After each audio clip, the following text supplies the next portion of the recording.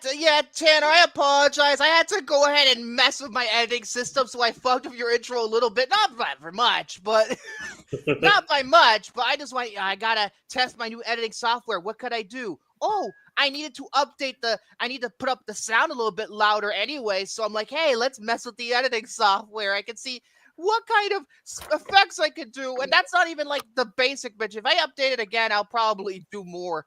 Oh, who the fuck is here now? Who is here now? David! What are you doing here? I have 2 things to say. First of all, you should have waited to review this movie until July, for Christmas in July. Oh, I'm sorry, but the wheel spun on it. And 2, to the Red Sox who traded Rafael Devers, you can suck on it. Suck on it. What is this trade about? I don't know. What the fuck did I just see? What was that? I mean, I understand him getting upset because we're this close to July and we're already fucking reviewing Die Hard, but what trade? What trade? I don't follow baseball like he does. Or unless it's the NBA. I don't follow the NBA here. I'm all about football. I'm all about football now. Well, now that we got our obligatory MCU cameo out of the way. Oh, yeah, obligatory. Yeah, Jay will be here in a moment. He's running a little late. But in terms of what I want to say up front, I just saw something on Facebook. I just saw Jared's message. He saw Dead Reckoning Part 1. And remember what I said about the monologue with the CIA agents? Yes. He actually agreed with me. Yep, I won. Because, like, I was waiting. I knew that scene was coming up because I had seen your little review and everything of it. So I was kind of like, oh, gosh, like, when's this going to pop up? And then I was just like sitting there and I'm like, oh, I know where we're at now. I mean, come on. It's as if, you wrote a piece of dialogue that maybe one person says, and then you go around the room so that everybody has a chance to say. Yeah, that's exactly what and it doesn't sound natural. It sounds almost robotic. Mm-hmm. I don't that's the one, and it's in Final Reckoning too a couple of times. I'm just like, McQuarrie, McHugh. I was really planning on seeing the Final Reckoning this week because Morgan isn't in and everything. And I didn't get the chance. I mean, when it comes to, I still love Final Reckoning, but my God, McQuarrie, never do that again, please. Never do this again in terms of how you break it. I mean, if you let one person say all of that, that's one thing. But having 5 or 6 people in a room, I'm like, how do you know this information? That's my question about when it was out. How do you know this info? And then even Carrie Ellis, who doesn't know the information, is talking. And it's like, come on now, what's going on here? I mean, it's just like, I don't know. Anyway, thank you, Tanner. At least he approved of the edits. And I need to go see Life of Chuck. I mean, I've heard a lot of great things about it. At the same time, I've heard some people call it overtly sentimental. I'm just like, have you seen a Mike Flanagan movie in your life? He's always kind of like that. Honestly, as somebody who's a very, like, sentimental guy, I think this movie would be for me. Same here, come on. Sorry, it's Taco Tuesday. And no, I am not sticking out. But, oh my gosh. Yeah. I just looked on Letterboxd and I saw what Soren just rated, and I really like that. I really like this movie, Soren. I heard this movie stank. The Ghost in the Darkness. I know a lot of people don't like it, but I really love it. It's actually a pretty underrated 90s survival film, and I'll talk about it later when we get to my comment. Sounds good. But sorry. I feel like sorry for the spoilers. Did Siskel? Siskel hated it. I don't know if Ebert hated it. Siskel liked it. Ebert hated it. Oh yeah, that's what it was. The other way around. And by the way, it makes folks, fucking sense for Siskel too. and by the way, folks, I bet most of you have first heard this movie through the Beavis and Butthead clip at the Oscars. I never saw that clip. I honestly remember it primarily because of who stars in it and the Siskel and Ebert review. I remember Ebert tearing that shit to shreds. I think it was one of those worst movies that year. Oh boy. As for stuff I need to stuff that's going around here, How to Train Your Dragon did well. I mean, I expected that to happen. I think everybody expected that to happen. Yeah, I did. Once Morgan gets back in town this weekend, we're gonna go see it. And Elio is looking like a big bomb. Gee, I wonder why. How about like don't release it in front of a major movie like 28 years later? Come on. And don't give it a humongous, inexcusably humongous budget. $300 million, even for Pixar, that's too much. Especially considering it's computer animated. Where did all the budget go? I can't say it was the cast. I don't think there's not a Robert Downey Jr. in the cast or anything like that. So what happened? Was this a movie that had a lot of like? It's just the Good Dinosaur all over again. again. Is it a similar thing with the Good Dinosaur? Yeah, it's the Good Dinosaur. It's the Good and Brave. Fuck Brave. I can't stand Brave. Yeah, because it's funny because Elemental was like one of the worst openings ever, but I think the word of mouth on that movie saved it. And ultimately when Disney Plus added, they made a shit ton of money off of it too. So at least Elemental is going to be remembered. Elio, this is gonna be the dinosaur. This is the dinosaur all over again. Yeah, it's gonna flop hard. I think F1 has a chance to make more money than Elio, and I even think that's going to flop. It'll make more money than Elio, but it still won't make money. Because 300 Apple, come on! I know you do this as a hobby, but especially considering Jurassic World and Superman and Fantastic Four and the new I think it was Campia who said this. Straight face. But I think it was Campy who said this, and he was saying how Jurassic World Rebirth might make more money than both Superman and Fantastic Four combined. I don't know, baby, because the kids like dinosaurs.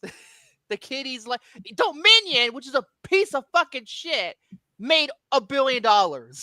Anyway, even though the movie was doggy doo-doo, it made $1 billion because kids like dinosaurs. I'm just like, there's no dinosaurs in Dominion until maybe the last, 20 minutes? And then it's all not insects, locusts. I keep on forgetting. Locusts and robot girls. We got dots in here.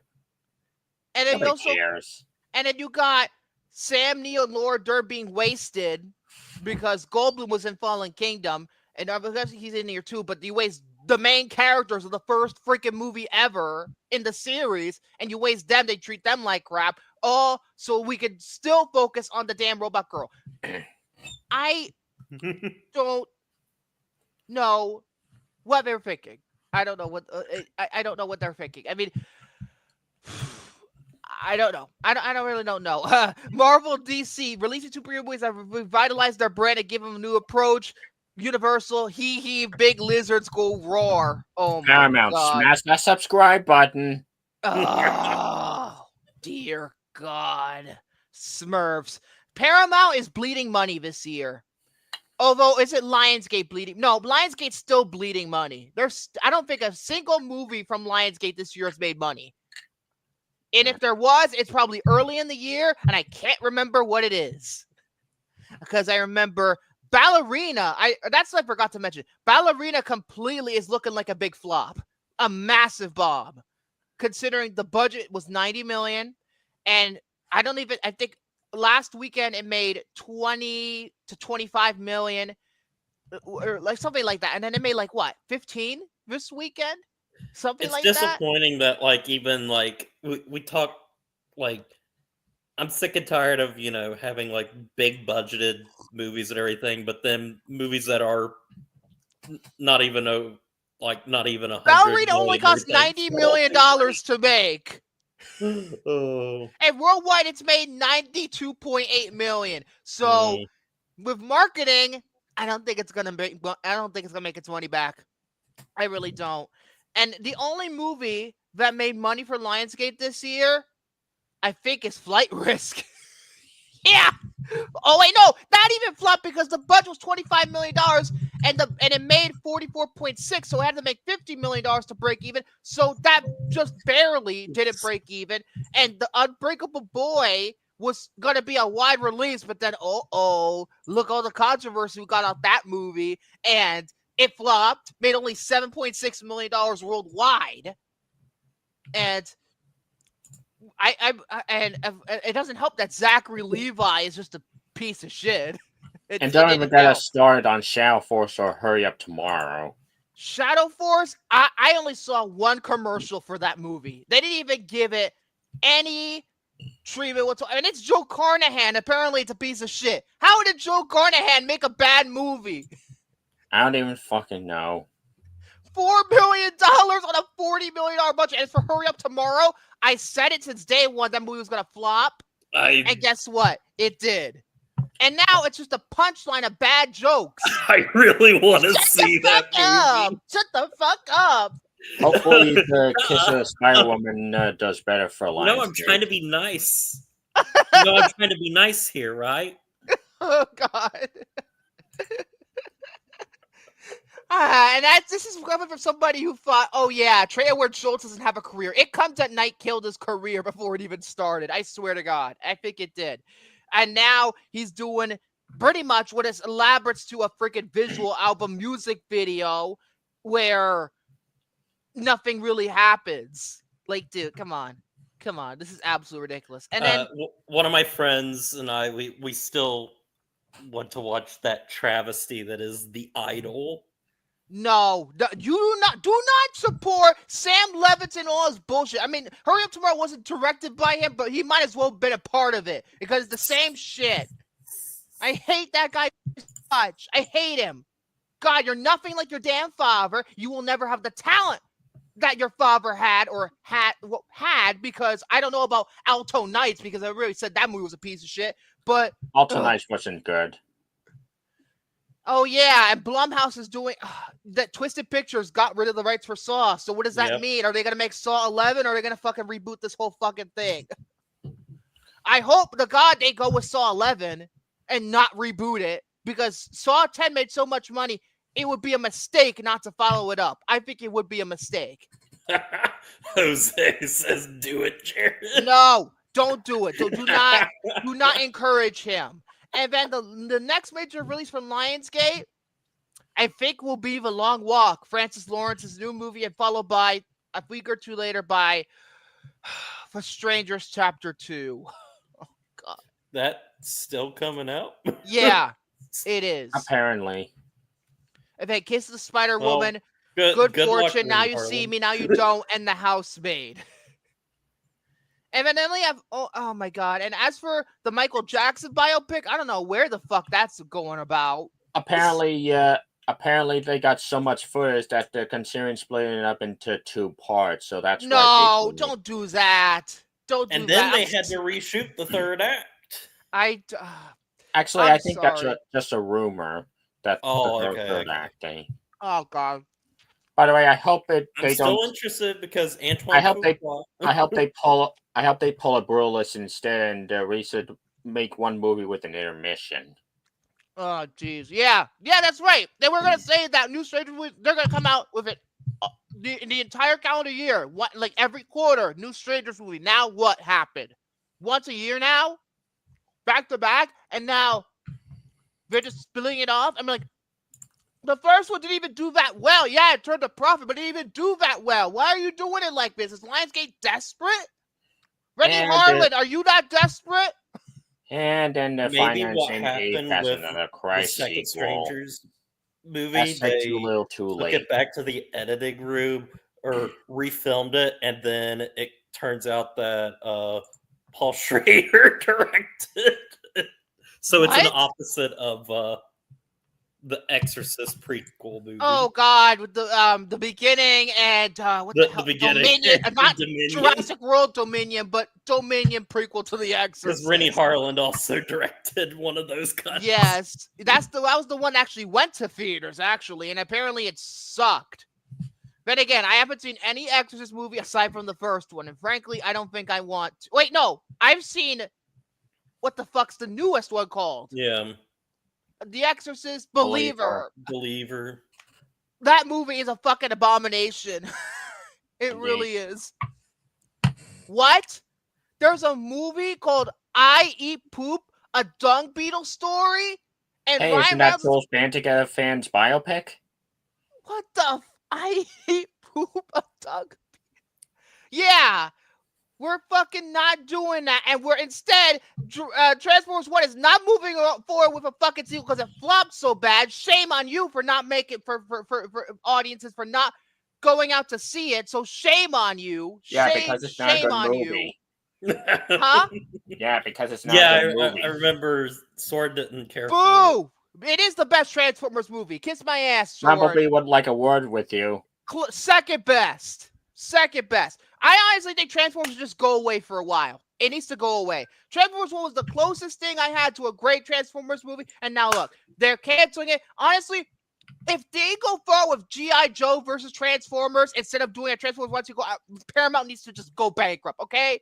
They don't know what the fuck they're doing, but Skydance merger talks have been in a freaking disaster, and all the stuff going around on Paramount, look at CBS News, people getting fired, and they have to suck up, and, you know, all this other different things, and it's just like, Paramount, get your shit together and just focus on making. I mean, yeah, I heard Novocaine was good, but like, and Final Reckoning obviously was great, but Final Reckoning is a bomb because of the budget. It's a big bomb, and with everything else that they have, they honestly, their next big chance for a hit, I don't even know what would be the Naked Gun, because not a lot of kids know what the Naked Gun is.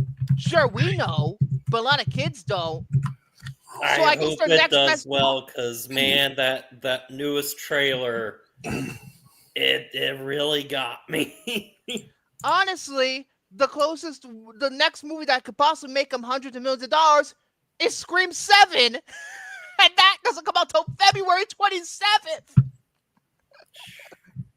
Yeah, because that's only if it makes money. But I mean, obviously, it's, you know, it's a Scream movie, it's going to make money. But I'm talking about the whole Spyglass controversial BS. I don't know if it's going to affect the performance or not. I don't think it will, but you know, I'm hoping that Naked Gun makes money, because I saw the first trailer was funny. I never saw the second trailer, which came out apparently today or yesterday. I don't even remember. But yeah, yesterday, and it's one of those things where it's like it could have easily felt very like 2000s or like 2010s spoof, but it's like straight up in the same vein of Naked Gun and Airplane in its jokes. What the fuck? Oh, no.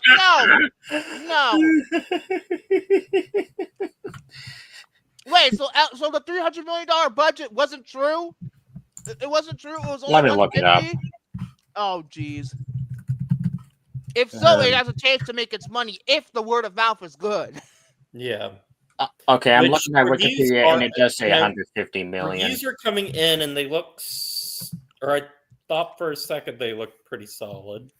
Yeah, the reviews look solid. Tyler Calvert liked it. Sean Chandler liked it. Let's see. 51 reviews, 42 critics like it, 9 critics gave it a rotten. That's not bad. That's not bad. That's not bad at all.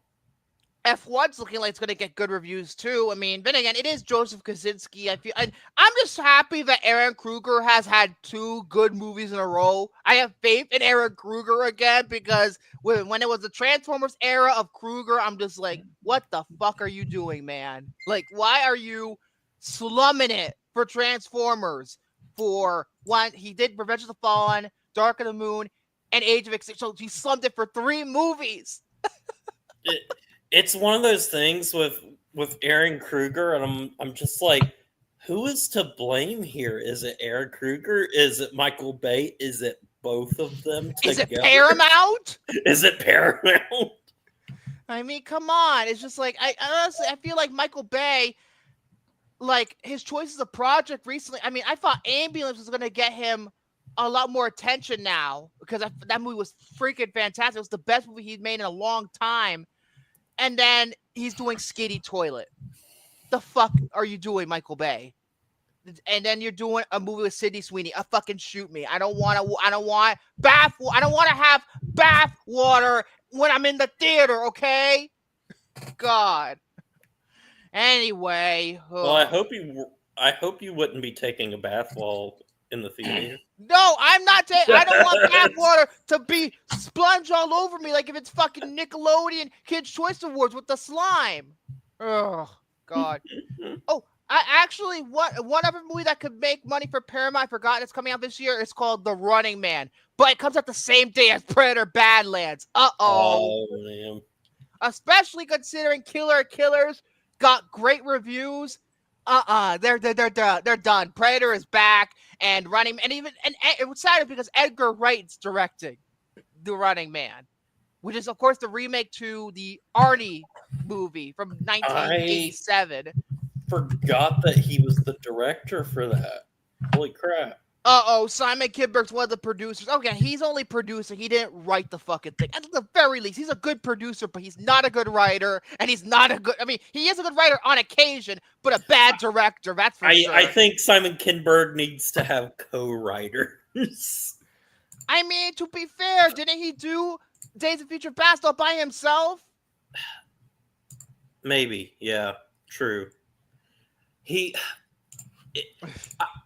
In some ways, I feel bad for him because, like, when he was attached to, he was, one of the writers on Last Stand, and he was disappointed. Yeah, that's right. He wrote it with Zach Penn. That's right. Yeah, he was disappointed in not really being able to do the Dark Phoenix story justice, and so this was his time for redemption, and he somehow made even worse story that does the Dark Phoenix story. You should call your team X-Women. It's the line was, I think you should call X-Women, not Team X-Women. But I don't know what the hell we was smoking, thinking that script was any good, especially considering, honestly, I have also reason to believe that everybody in that cast, in the First Class timeline, or now the current Fox timeline, that everybody except James McAvoy and Jennifer Lawrence are not doing well. Everybody else is fucking just done. Like they haven't been fucking okay, Nicholas Hoult. I take that back, Nicholas Hoult. But like Michael Fassbender doesn't do shit anymore. Ty Sheridan looked like he was gonna be like he was he was in some independent stuff like Mud and Joe. Ready Player One. Did Ready Player One. Yeah, and he's literally Cyclops, and then he's I'm gone. just like, I have not seen him. And then since. who else? Sophie Turner. What the fuck happened to her? I don't even think she's that great of an actress. She wasn't good on Game of Thrones. I don't think she's as good as Famke Jensen was as Jean Grey either. Who else? Who I'm missing? Who's major in those? I don't know, because that movie also killed Jessica Chastain's career. Arguably, it killed her career. Yeah, hey, she did win an Oscar afterward for the Tammy. Yeah, but who saw that movie? Tell me anybody who fucking saw that movie. I don't know anybody who saw that. But and also Michael Fassbender has made movies after Dark Phoenix, like The Killer, and more recently with Black Bag. Black Bag flopped, if we remember. Presents made more money than Black Bag, actually. Wait, what? I think it did. Holy crap. That's... let me compare and contrast here. I'm going to compare and contrast. Presents made $10.5 million. Oh, wait, so maybe Black Bag did make more money. Okay. Oh, yeah, it made $42.7 million, yet the budget was like $50 to $60 million. With Presents, it only cost $2 million to make, so it turned a profit, unlike Black Bag. That's hilarious. It's funny how the more experimental movie was the better movie, actually, too. I actually prefer Presents over Black Bag. Because audiences love I definitely horror want to movies, watch Black no matter Bag how when we get expensive a they are. chance. I don't even think it should be classified as a horror movie, because it really is not. Actually, It's a family drama that just so happens to star a ghost. It's kind of a weird Mike Flanagan kind of thing, honestly. True, it has Mike Flanagan isms in there, and yeah, that's funny because I obviously I was on YouTube and I saw 20th Century Studios put a video called Trailer Tomorrow. I'm like, what the fuck is this? I'm like, what is this? They didn't even say what the title of the movie was, and then I heard. I'm like, oh, that's the Bruce Springsteen biopic because the audio was from a Bruce Springsteen song. I'm like, oh, that's how I know.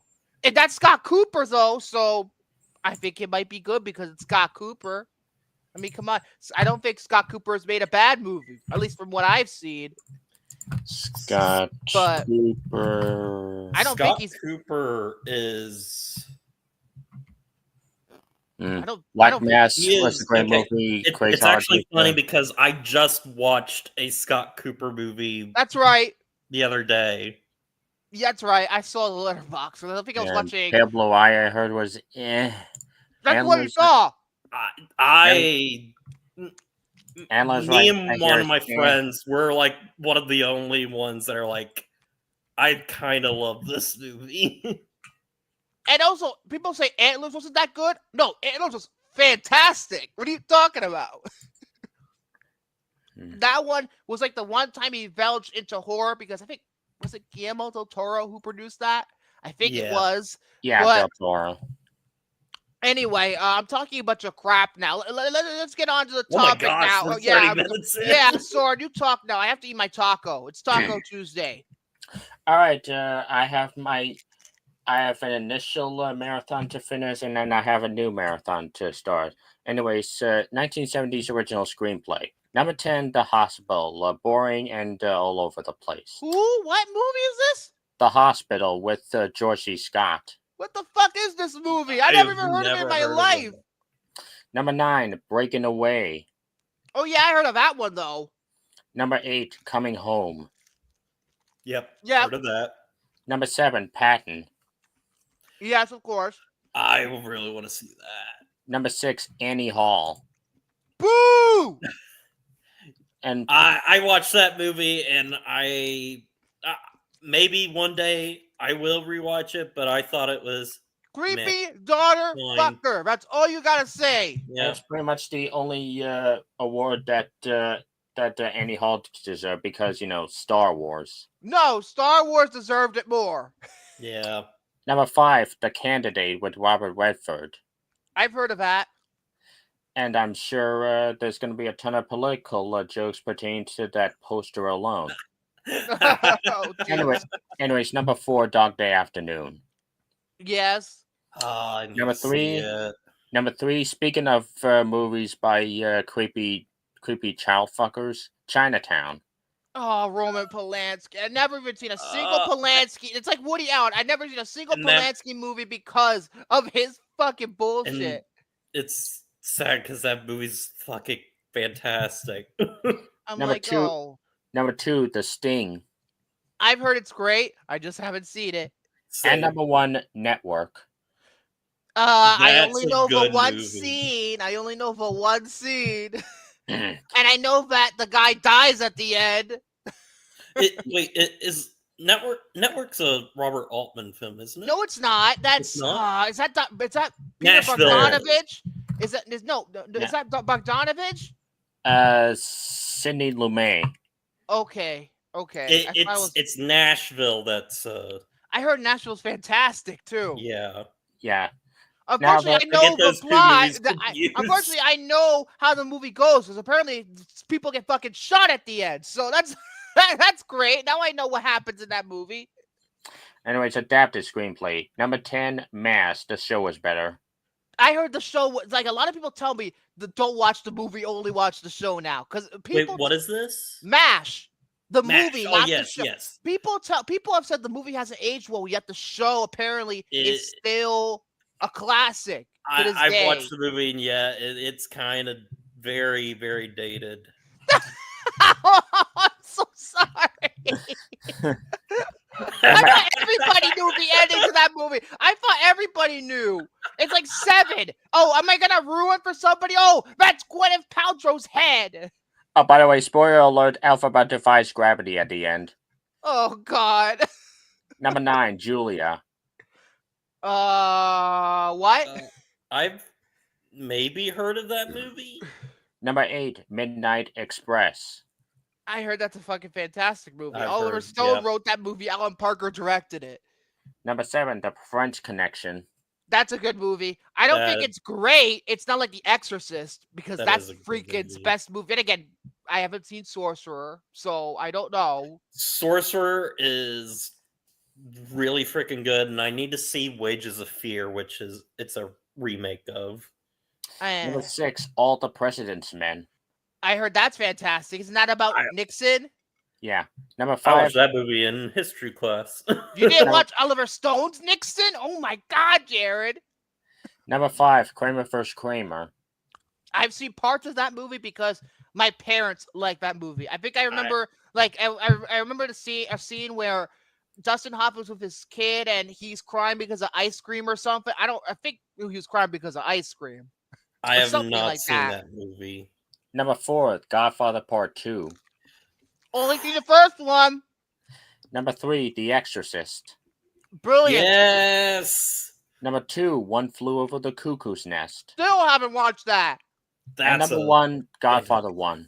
Rightfully so, because Godfather, it took me fucking forever to watch that movie. And thanks to the fucking Deer Hunter, I had a chance to watch it because he told me this is like Deer Hunter is like the Godfather. Okay. There was an influence. So I'm like, okay, let me watch the Godfather. And I loved it. And then when I watched the Deer Hunter, I'm like, this is fucking boring. I'm like, how is the Godfather a 3 hour, just as long? Actually, no, it's a little bit longer than a Deer Hunter. If memory serves me. No, Deer Hunter's a little bit longer. Yeah, but it's almost just about as long. Yet the Godfather flew by, and the Deer Hunter bored me to tears. First time I watched the Godfather, it was on like AMC. AMC was doing their like whole Godfather trilogy marathon. When I watched, that was the first time I had ever seen any of the Godfather movies. And at the time, I actually liked Godfather Part 2 more than the first one. But then I did a rewatch a few years back, and then I was like, I actually like the first one more. I mean, I have never seen Part 2. It might flip-flop with me a third time. Who knows? I haven't seen Part 2. I need to get around to watching Part 2, but I'm sure it's great. Part 3, I don't know if I ever want to watch. Underrated. No, I don't think Part 3 is. Yeah, I don't. There's some people who will say that is a straight up bad movie, and I'm like, might be like disappointing in some ways, but no, Sofia I still think it's pretty good. At least she can direct. Yeah, but she can't act. If like Godfather, Part 1 and 2 are like, we'll say like 9s or 10s. Godfather Part 3 is like a 7. So it's a huge step. Also, I think affected Godfather Part 2 in some way. One, it took so fucking long to make. Number 2, Goodfellas came out the same year, and that was the most critically acclaimed movie of 1990. And people said, oh my God, Scorsese made the ultimate mob movie. I'm like, and now Godfather Part 3, it can't fucking compare now. I almost felt like, Coppola was fucked right when Goodfellas came out. And then Dances with Wolves won everything, but that's another story. Dances with Wolves. I mean, then again, I'm starting to think that I can't stand Kevin Costner, guys. I think I'm starting to realize maybe I can't stand him.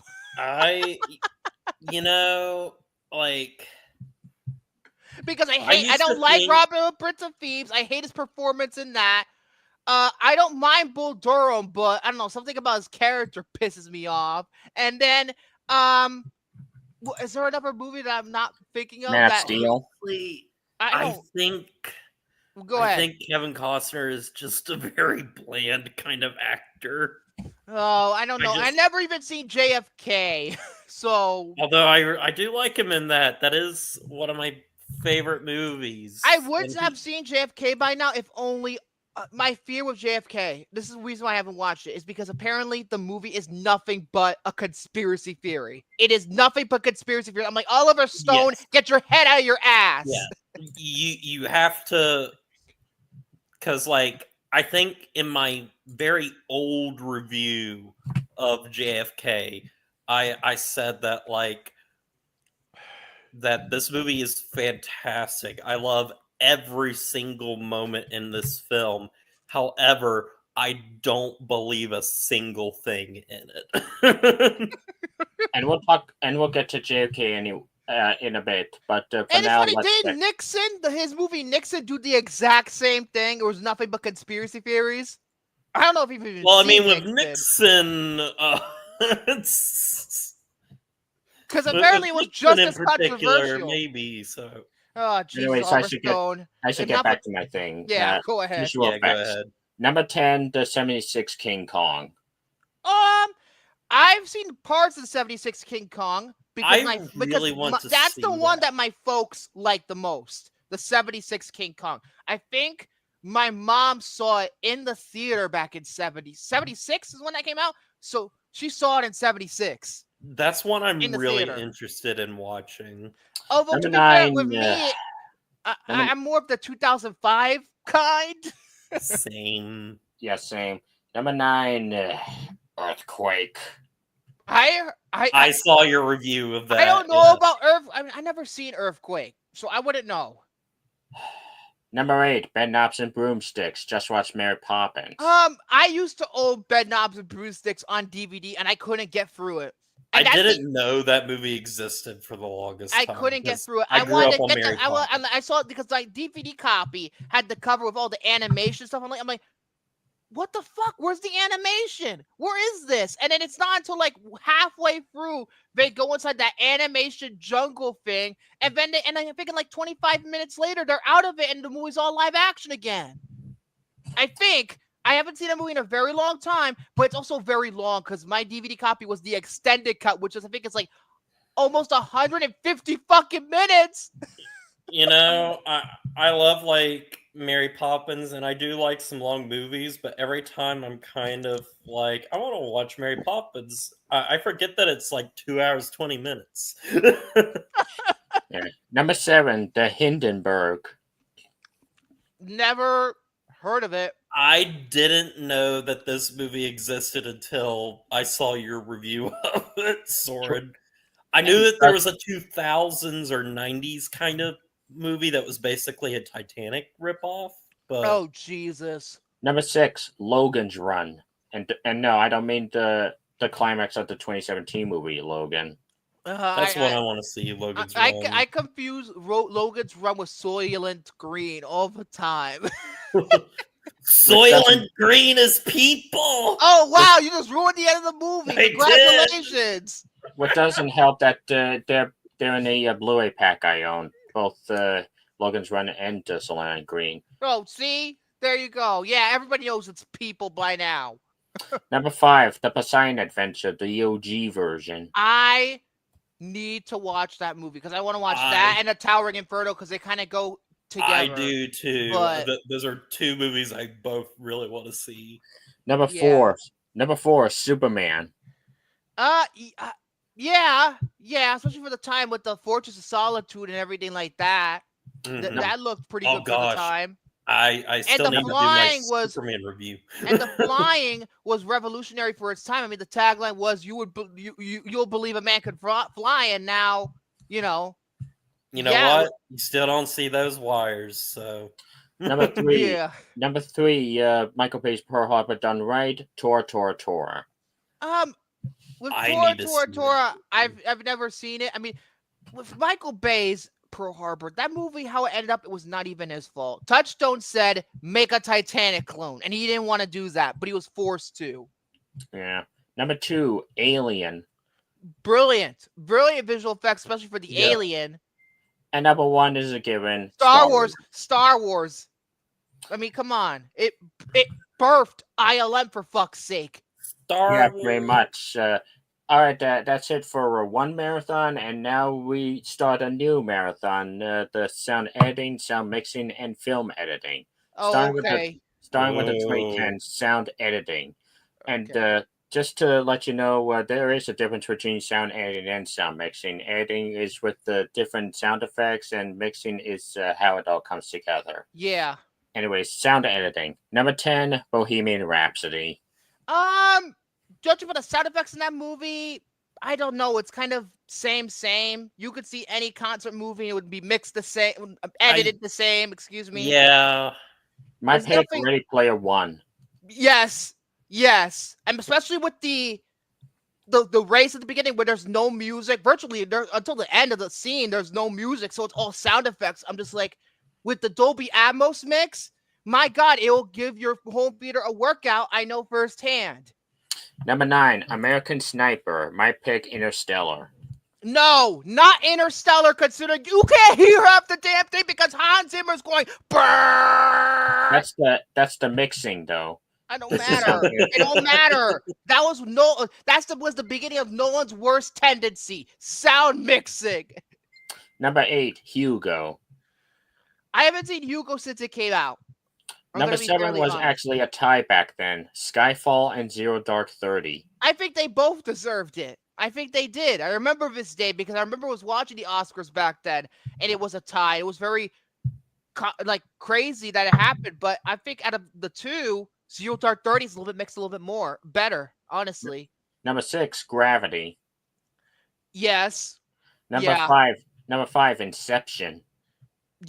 Actually a better edited in terms of sound movie for Christopher Nolan because I can actually hear what's going on in the dialogue.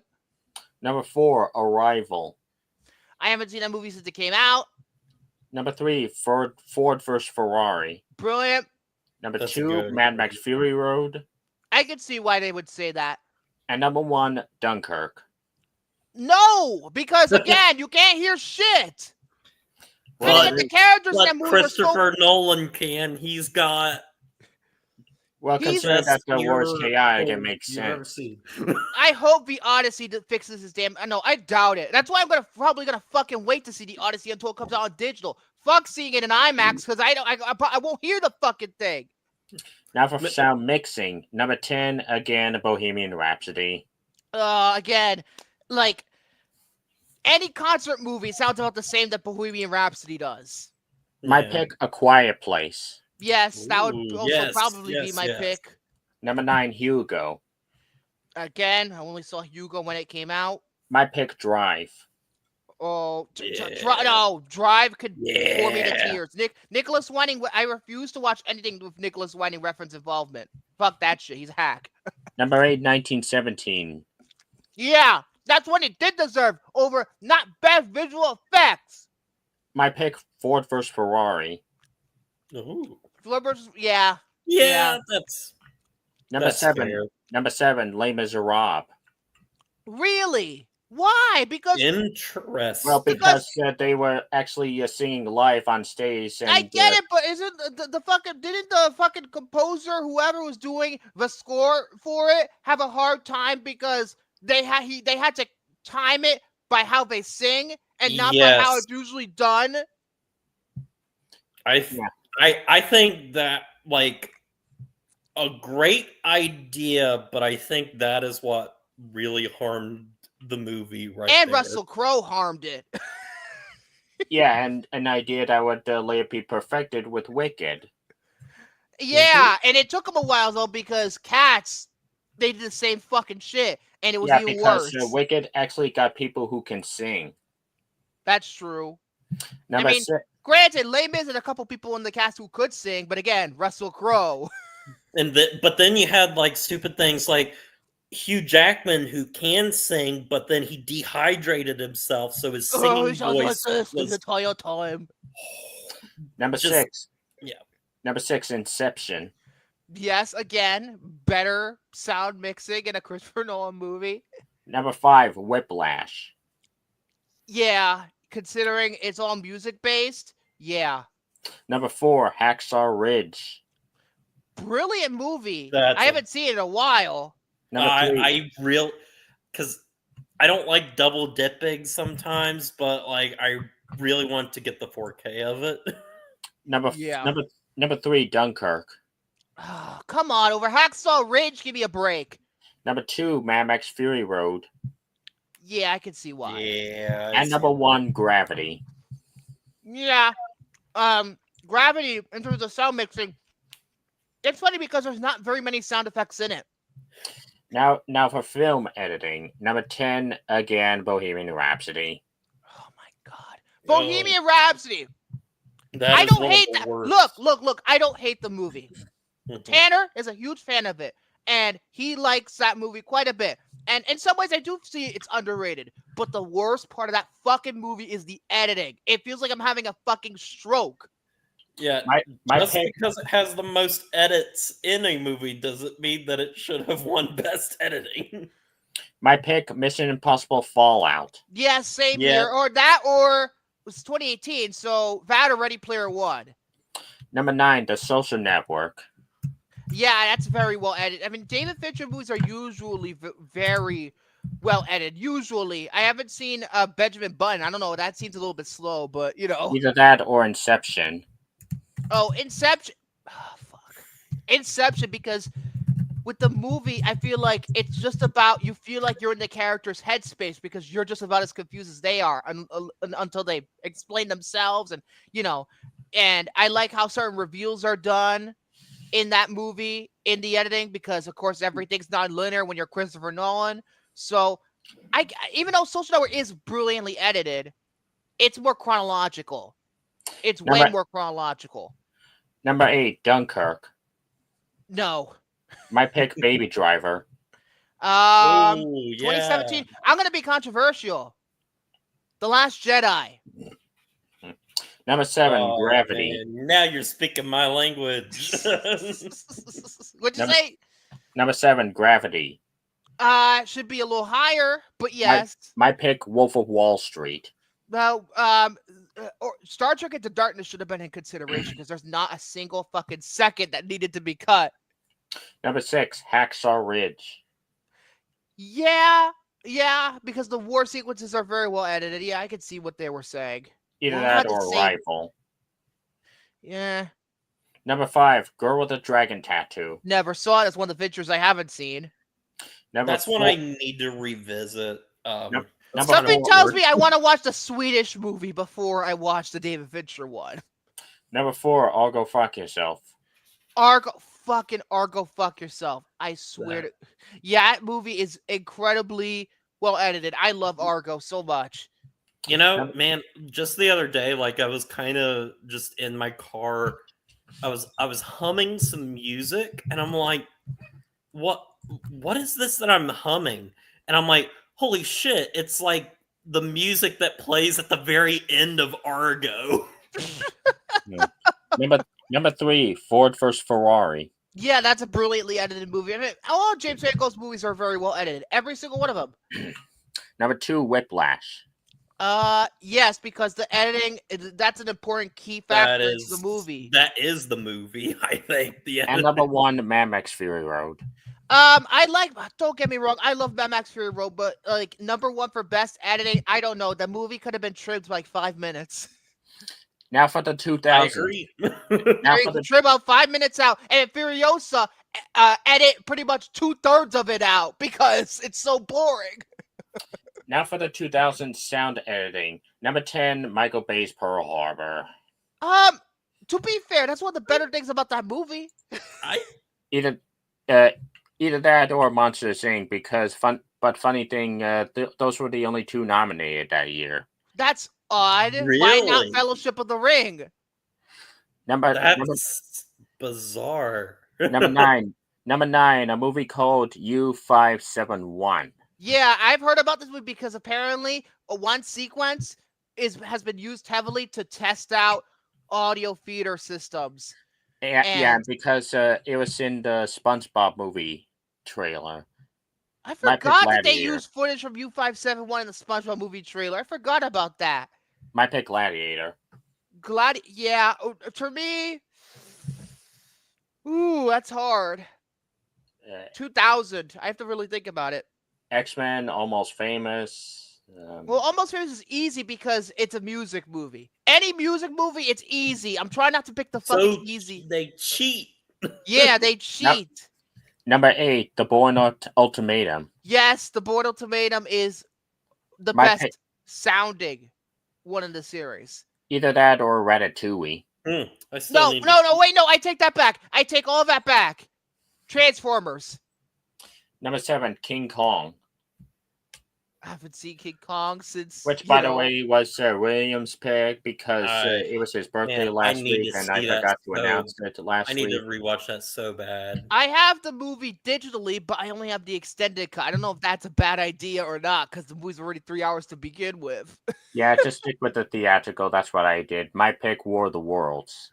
War of the Worlds is underrated. I don't give a shit. I agree. It's underrated. I used to watch that all the time as a kid. Yeah, people saying, "Oh no, Dakota Fanning was annoying in it."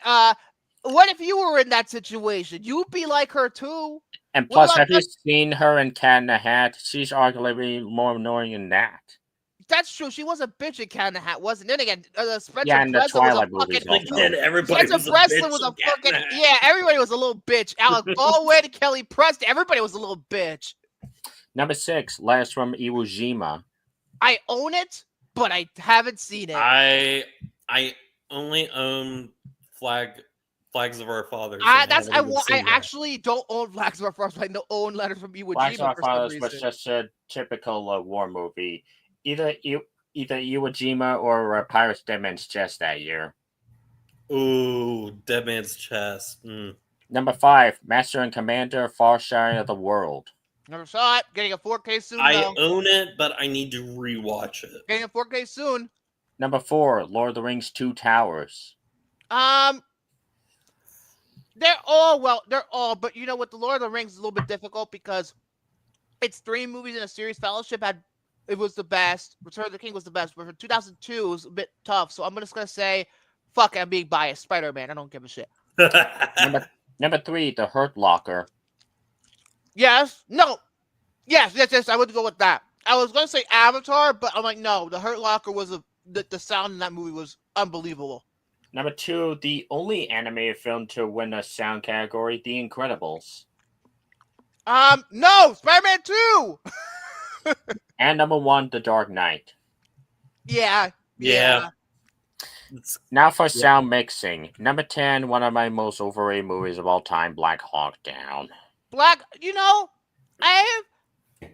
interesting about Black Hawk Down. I've seen it one time, but I went into it and I was into it for like when I started it, but I started it late at night and my eyelids were like falling asleep. I was fucking falling asleep while I was watching. I'm like, oh, I need to rewatch the movie because I felt like I was gonna fall asleep by the hour mark of that movie. I'm gonna need to rewatch it with fresh eyes, full hearts, clear eyes, full hearts can't lose, as they say in the Friday Night Lights TV show. I need to focus on the movie and maybe I'll like it better. My pick, Moulin Rouge. No, I'm not gonna give Baz Luhrmann any of my time except for Elvis and Romeo and Juliet. Number 9, Slumdog Millionaire. It's a great movie. I don't remember the sound mixing in that movie. My pick, The Dark Knight. Yes, that would also be my pick. Number 8, Gladiator. Yeah, sorry, My pick- Jared. My I know pick, you don't like that. Hey. No, I mean if we're talking about sound mixing, right? Yes. Yeah. My pick, Castaway. Yeah, I would put that. I would put Castaway. Gladiator. Honestly, another one that should have been on this list. I don't know if it was nominated. Traffic. I don't think it was nominated. Number 7, King Kong. Yeah, King Kong. I remember stuff in New York sounding really good when I last saw it, which was like Either that or years Munich ago. that year. Huh? Either that or Munich. Or Batman Begins. Number 6, Ray. I own Ray, but I haven't watched it. This is a recurring My pick. pattern, isn't it? My pick, The Incredibles. Again, Spider-Man 2. Number 5, The Bourne Ultimatum. Again, Transformers. My because pick, that Hot sound Fuzz. design is unbelievable. My pick, Hot Fuzz. Number 4, Chicago. Oh, Harvey. Number 3, Dreamgirls. Never saw that. Number 2. I don't like musicals. Number 2, Lord of the Rings: Return of the King. Yeah. And number 1, The Hurt Locker. I put Return of the King as number 1, I think, because the sound. I mean, especially with the new 4Ks. I mean, I only test. I haven't watched the whole movies on the 4Ks, but I put it when I got it. I put in Fellowship of the Ring for like 2 seconds to see the prologue, see how it sounded. I mean, the visual quality alone for the 4Ks is amazing, but the Atmos track is even better than the sound than the fucking visuals. Honestly, the sound is unbelievable. Honestly, with because I've watched all the 4Ks and stuff, because I know how controversial some of those 4Ks are, but I think the Fellowship of the Ring looks the best in 4K because it had the most work done to it to get rid of the green tint that was with the Blu-ray. Not only that, it was the only one of the series to be finished on film. That's right. The other 2 were finished digitally, so they could have pretty much. It was with the big fat upscale. Yeah. Now for film editing, number 10, once again, Black Hawk Down. You really hate Black Hawk Down, do you? My pick, Mulholland Drive. It gave Tom Hardy a career. That was the first movie he ever did. Well, good for him. My pick, Mulholland Drive. Again, I'm very David Lynch. I probably would. No, yeah, I don't know because David Lynch has a certain editing style that I don't care for. Even though I love Blue Velvet, but I 100% know that I don't think you would care for Mulholland Drive. Number 9. But I like Blue Velvet. But I don't like. Number 9, Crash. Crash. What the fuck? That should be at the bottom. Number 9. My pick, Munich. For me, Batman Begins was nominated, so I don't know who the fuck I would have would chose. say Batman Begins, except there are admittedly some scenes in the action where the editing was a bit frantic. No, I think the movie's practically flawlessly edited. Number 8, Slumdog Millionaire. Slumdog, Danny Boyle always has a certain way that he does editing, so my pick, The Dark Knight. Oh, well, yes, I probably would go with The Dark Knight more because the movie doesn't have a single second that needed to be cut. I haven't seen Slumdog in a long time, so I wouldn't know if anything needed to be cut. Number 7, The Aviator. Very good movie, but it didn't deserve it because it's simply too fucking long. It's still too fucking long. Yeah, that is a great movie, though. But yeah, I think Gangs of New York, which is I think it's a little bit longer than The Aviator, went faster. My pick that year, Collateral. Spider-Man 2. How many times do I have to say Spider-Man 2? It's a masterpiece, damn it. Number 6, The Departed. Yes. That is a movie that's a Scorsese movie that's perfectly edited. Either that or Dreamgirls. Number 5, The Bourne Ultimatum. My pick, Hot Fuzz. I'd say Ultimatum, yeah. Number 4, Traffic. Either that year, or you be quiet, Victor. Requiem for a Dream. Traffic won for rightfully so. Oh yeah, I do love Requiem for a Dream. Number 3, Chicago. Let me guess, because the fast-cutting Rob Marshall style. I've seen Memoirs of Vacation. The movie was not good, but it's edited almost the same way as Chicago, allegedly. Number 2, Lord of the Rings: Return of the King.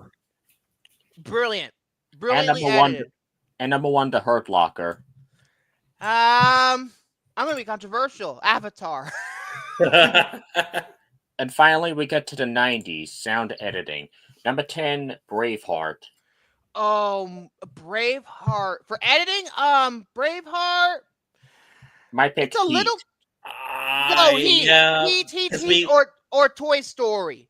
We talked about this in the review for Braveheart, where it's a little too long. Yeah.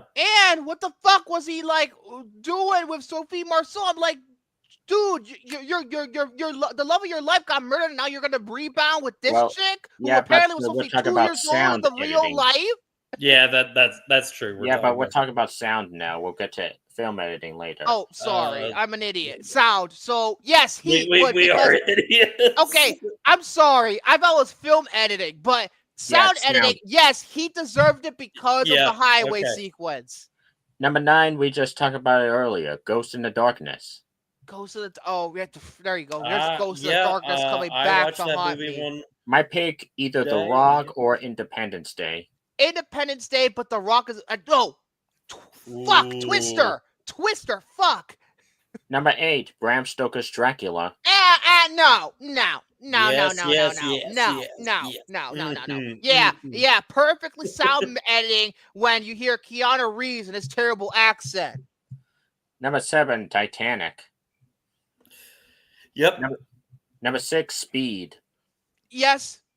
Number 5, The Matrix. That should be like fucking number 1 or something. Yeah, that's number 4. The wait, no, except for T2. T2 was like my number 1 decade, but anyway. Number 4, The Hunt for Red October.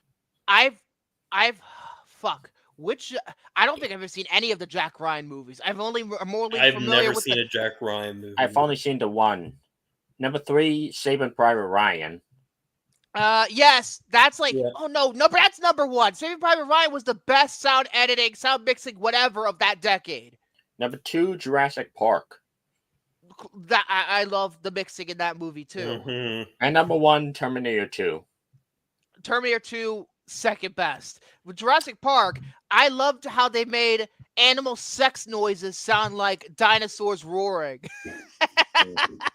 Now for sound mixing. Number 10, The English Patient.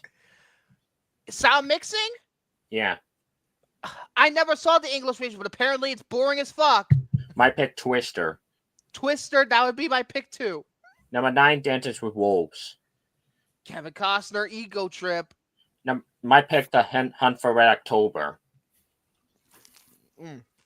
Number 8, I just watched this earlier today. Last of the Mohicans.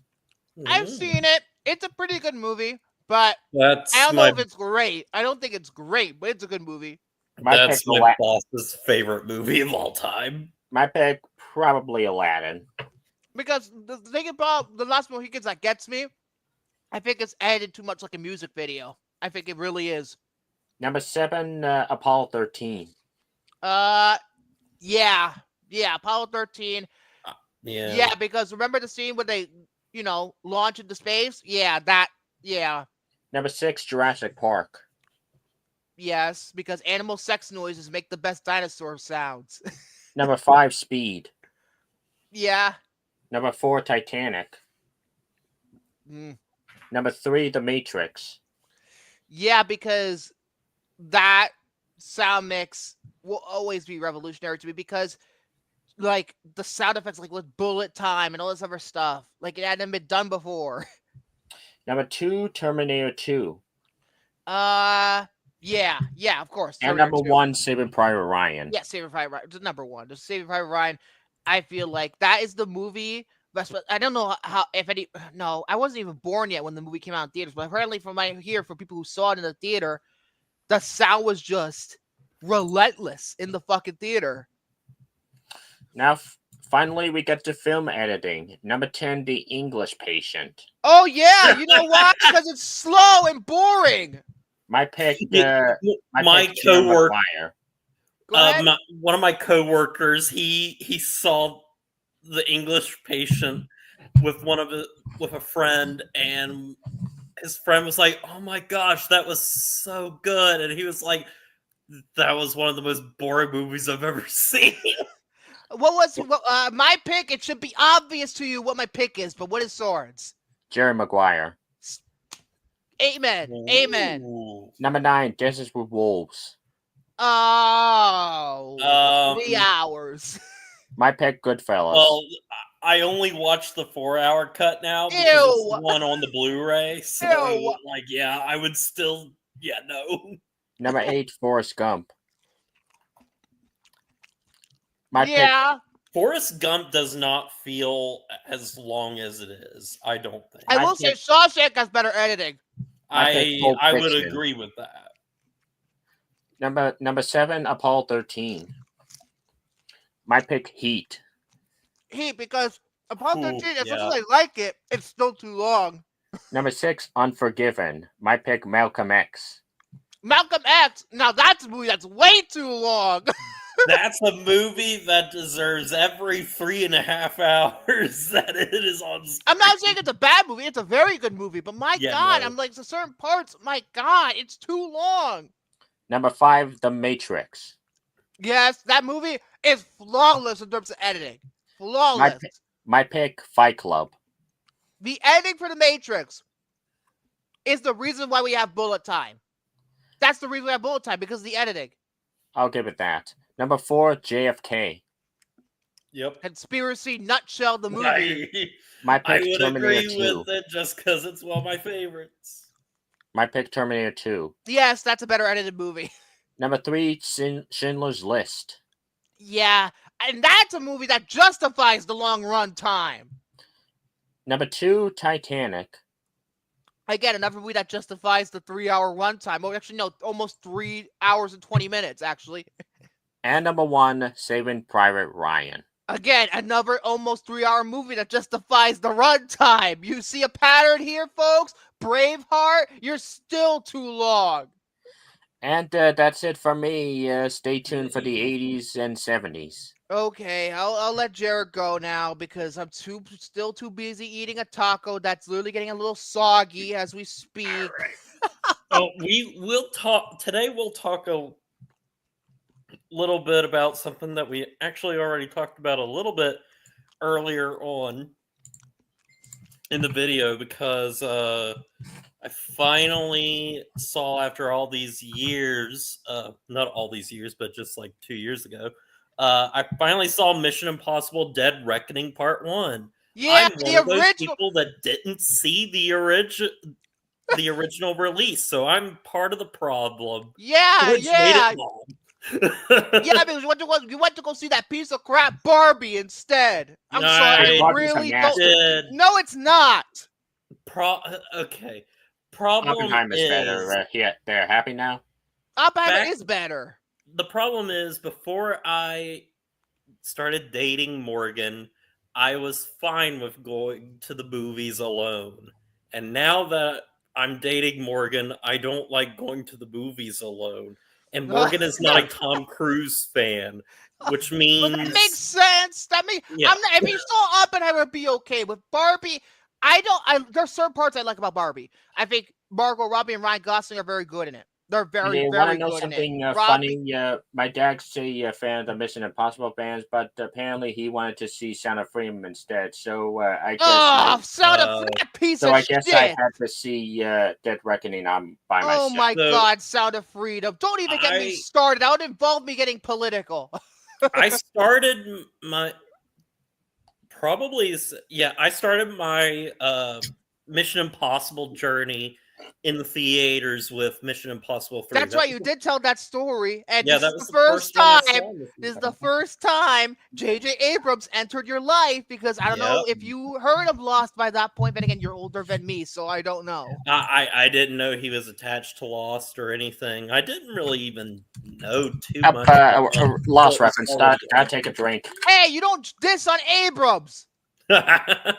Hey, I'm not dissing on Abrams. I'm just you're unlike those fucking Star Wars fans. Oh God, I gotta stop mentioning those Star Wars fans. It's been down to 6 straight weeks of me ranting about them. I didn't diss on J.J. Abrams. I'm just participating in the drinking game. Oh yes. So yeah, I love the Mission Impossible franchise. Ghost Protocol was my first for the another reason why I just wasn't interested at the time of seeing Dead Reckoning Part 1. I think I hate saying it, but like, making movies nowadays and like having them being Part 1 and Part 2, it's gonna kill your movie. I know this firsthand. They really hurt my enjoyment, because I am kind of tired of a lot of the trend that basically Harry Potter started. Thanks a lot, even though with that movie it was justified, so I don't know. Yeah. But yeah, so anyway, there's a lot of things, and then I think also part of it is like Fallout was so freaking good. I put Fallout up there as one of the greatest action films of all time. Same here. It's And my number one Mission Impossible movie it to this is day. the best Mission Impossible movie, as you said. Like, I think it's everybody said it. it's phenomenal. So it was just kind of one of those things where I watched that movie and I'm just like, I kind of know at this point that they're not going to be able to top themselves. Yeah, and actually, you know what I thought back when I saw Fallout? I thought Fallout was going to be the last because it felt like an ending.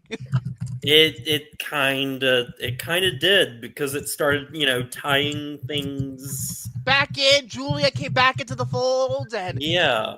dealing with the repercussions of Rogue Nation, and So yeah, I was like, but the thing is, I love the Mission Impossible franchise. I don't love every movie in the franchise. Don't get me started on number 2. Don't get me started. As a whole, I love the franchise. I could watch them all the time. So I finally was like, Morgan's out of town. He doesn't have to see Tom Cruise's face. So, and the day, because I saw it Wednesday, so because I left early on the show on Tuesday night, and then I had to wake up at 3:30 to take Morgan to the airport and everything, and I took the rest of the day off from work. So I was kind of like, well, this is the perfect time to watch Dead Reckoning Part 1. So I sat down and I watched it, and first of all, I loved this movie a lot. I had so much fun with it. The first half in particular, I was kind of I was so swept up in it. It was never reaching the heights of what I had seen in Fallout, but it was still on the same trajectory, where I'm just this could, for me at least in terms of entertainment, be as good as Fallout. Or I would still probably like Fallout more, obviously. But yeah, I was loving it. Aside for the one thing that we already mentioned. Yeah, I mean, my God, that's egregious. But no, and it was insane to me. I was like, oh my gosh, I'm 25 minutes into this movie and the title appears. Yeah, it takes 27 minutes for the opening credits to start.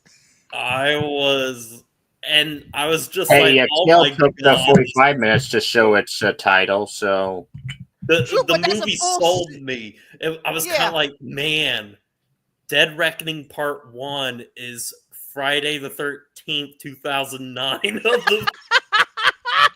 Well, here's the thing about Friday the 13th, though. Here's the thing about the 2009 Friday the 13th. It takes 20 minutes for that movie, for the title card to show up, and then what makes it bad is that they spent the first 20 minutes in a flashback to where the main characters of the actual movie, they're only there for an hour long because that's what's left of the movie. There's only an hour left. That's one of the reasons why that movie stinks. So yeah, I was in it because oh my gosh, every single action set piece was fantastic. That whole airport sequence, so good, where Benji is basically fighting the AI as the AI. And I love that point where one of the questions was, what do you care about the most? And he's like, and then Luthor's like, say it, Benji. He's like, I don't want to say it. And then he says, my friends. And I don't know why I felt so moved by that, especially considering he's been there technically as part of the team at Ghost World, but as a character since the third movie. And I'm just like, oh. It is that sequence is so good, and the chase sequence through, is it Venice? Yeah, it's Venice, right? Yeah, it's Venice. That is so good. Oh my god, the whole thing with what is Haley Atwell's character's name? Yeah, Grace. where they're By put the way, together she got more to do than half the damn shit she was in the MCU. How sad is that? That chase scene in the car and everything, like everything. Yeah, the Fiat, this tiny little Fiat. It's so freaking fantastic, and I'm like, this is why I love this franchise so much. It's for just fun moments like this. I love not only the characters, but I love all the set pieces, and they just Mission Impossible movies just know how to be really, really fun. I think, especially the Macquarie era. Yes, because I think the Macquarie era is the best era of this entire fucking franchise. And I would still put Ghost Protocol in the Macquarie era. I would too, because he helped save that fucking movie. Because I don't know what the fuck was going on with Brad Bird and all that, but he saved it. But yeah, so that first half, I was just fucking in it. And I was in it for the rest of the movie too. But honestly, once they introduce, what were you gonna say? I actually feel the same. On this, I felt that like when I first watched it, I felt the other way around. But now when I rewatched it before I saw Final Reckoning, yeah, I think the first half is a little bit better. Yeah, once they introduce Gabriel, I didn't really care about his inclusion that much because it kind of feels like, like think of like a TV show like where like in the last couple of episodes they're like, oh man, we got to pull out all the stops, like somebody's secret brother comes in or something, or like somebody has cancer. Like all of a sudden, it just kind of felt like Breaking Bad, although he had cancer from the very beginning, but it's kind of like let's push some drama with a character that has a past with Ethan that we have never really seen and don't really have an emotional attachment towards. And here's the thing, though. I'll say this up front, because this happens at the very beginning of Final Reckoning. We don't know who the fuck that other person is. We don't know in Final Reckoning. So I think they said they had plans to reveal what actually happened, but because this movie bombed so hard, they had to retool the whole fucking movie now. Yeah. So that means missed opportunity. That movie, that instantly becomes a flaw. Instantly. When Gabriel came into the movie, I was just kind of like, I mean, I get it that they probably want to have like some sort of physical presence for like the villain and not just having the entity be it, which the entity is fucking scary. What's Final Reckoning? He's even scarier. Like, well, just like with the scene with Benji, like I talked about in the airport, like how it's getting to know him and everything, like is just so freaky to me. AI is scary to begin with, but yeah. And so as the movie was going on, and I thought this movie, at least for the first like 2 hours, 20 minutes, I thought this movie was perfectly paced. Like, it was fucking long, but it just, nothing felt like wasted for the most part. And then I think closer towards the end, I started to feel the length, and I started thinking back where I was like, well, maybe some things could have been trimmed down later on earlier on in the film, because by the time I got to that amazing train climax, it's unbelievable. It's unbelievable. But I was so physically exhausted from watching. It did. It got me physically exhausted too. But no, despite all that, in the first half just being utterly fantastic, I really, really loved this movie. It doesn't climb the heights of no, it doesn't. Fallout. And the thing is, I have not seen a lot of these movies in a very, very long time. I really need to do a rewatch I think honestly, if I see Final Reckoning soon, I'll just go back and watch the other films so that I can quickly. Oh, do we forgot to some talk sort of- about the elephant in the room, Jared. We forgot to talk about the elephant. Elephant in the room. What are you talking about? Romy's not here. Oh No. We have to talk about it. Let's talk about Vienna or whatever the fuck again. Let's talk about the end of that sequence with Gabriel and another character duking it out, and somebody dies. Oh yeah. Rebecca Ferguson's character. Trust me, when I saw that in the theater, my heart was just broken. And because at that point I didn't really accept the fact that Haley Atwell was going to replace her. Now I have. I feel like when you rewatch it, I feel like it's very clear. Like I fell in love with Grace from minute one in the rewatch. It took me a while to warm up to her in the first viewing, though. Mm-hmm. That way, Ilsa's death didn't feel as bad as it was the first time. But the first time, well, because she was in the past two movies and everything. It's the same thing like Luther and Benji. She's been there the longest out of all the team members since, obviously Luther's been there since the very beginning. Luther's been there since the beginning. Benji since the third movie. Jeremy Renner was in 2 movies, but then he fucked off for some reason. In these, by the way, he's not in Final Reckoning either, so he pretty much fucked off after Rogue Nation.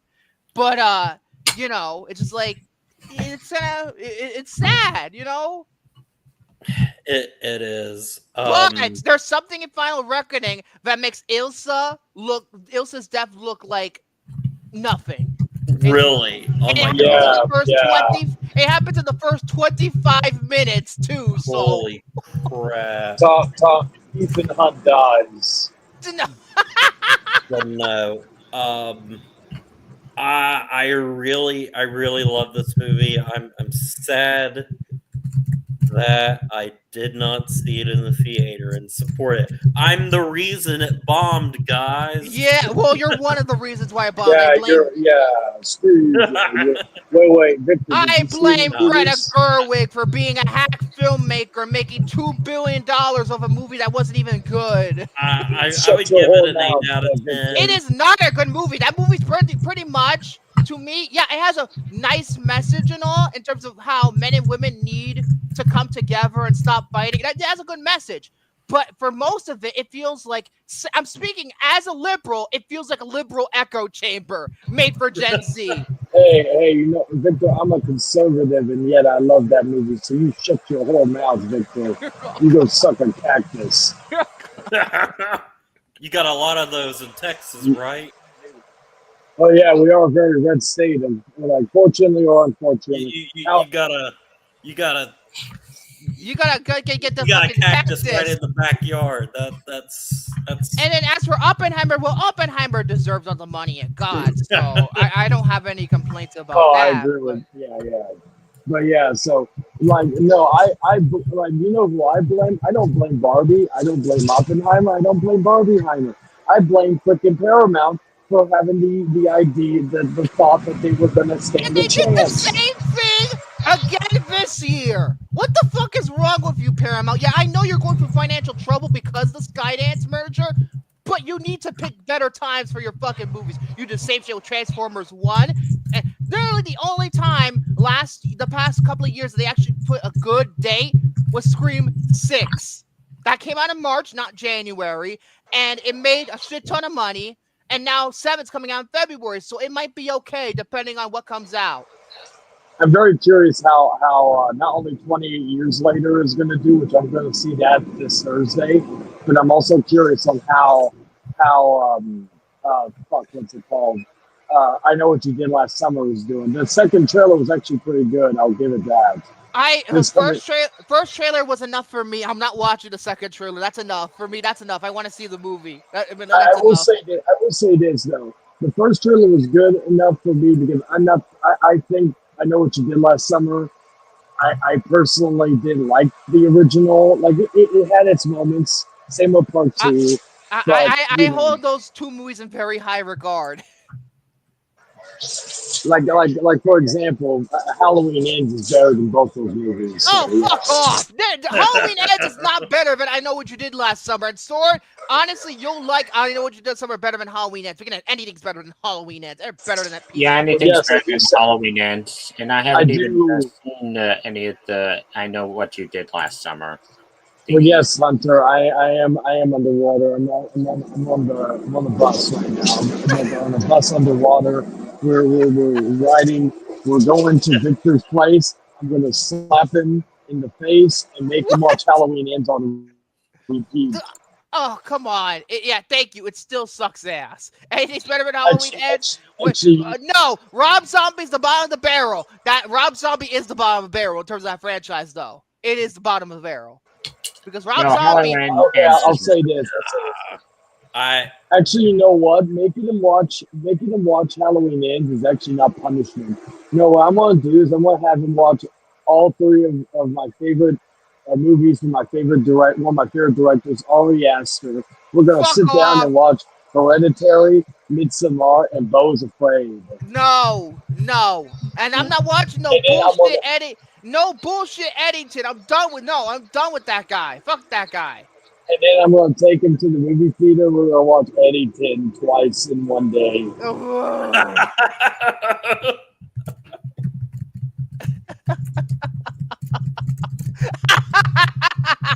Yeah, underwater. That movie is pretty much just an alien ripoff. It's a good alien ripoff, but it's still a ripoff.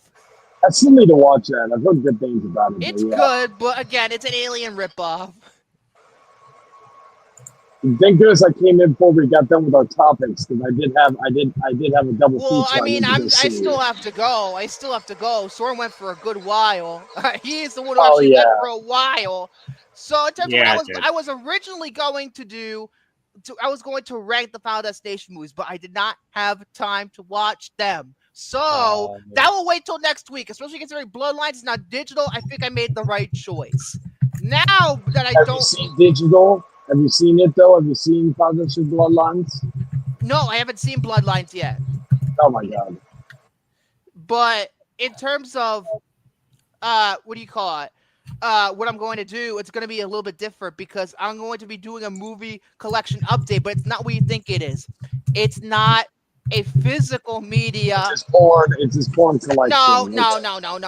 I do not collect that whatsoever because it's all free online. Why would I collect it? But Oh come on, Victor. We know you have that DVD of One Night in China. what the fuck is this? But Or Sunny Side Up, the Sunny one, you know. And you have the DVD, the Blu-ray of the Page thing that was leaked many years ago.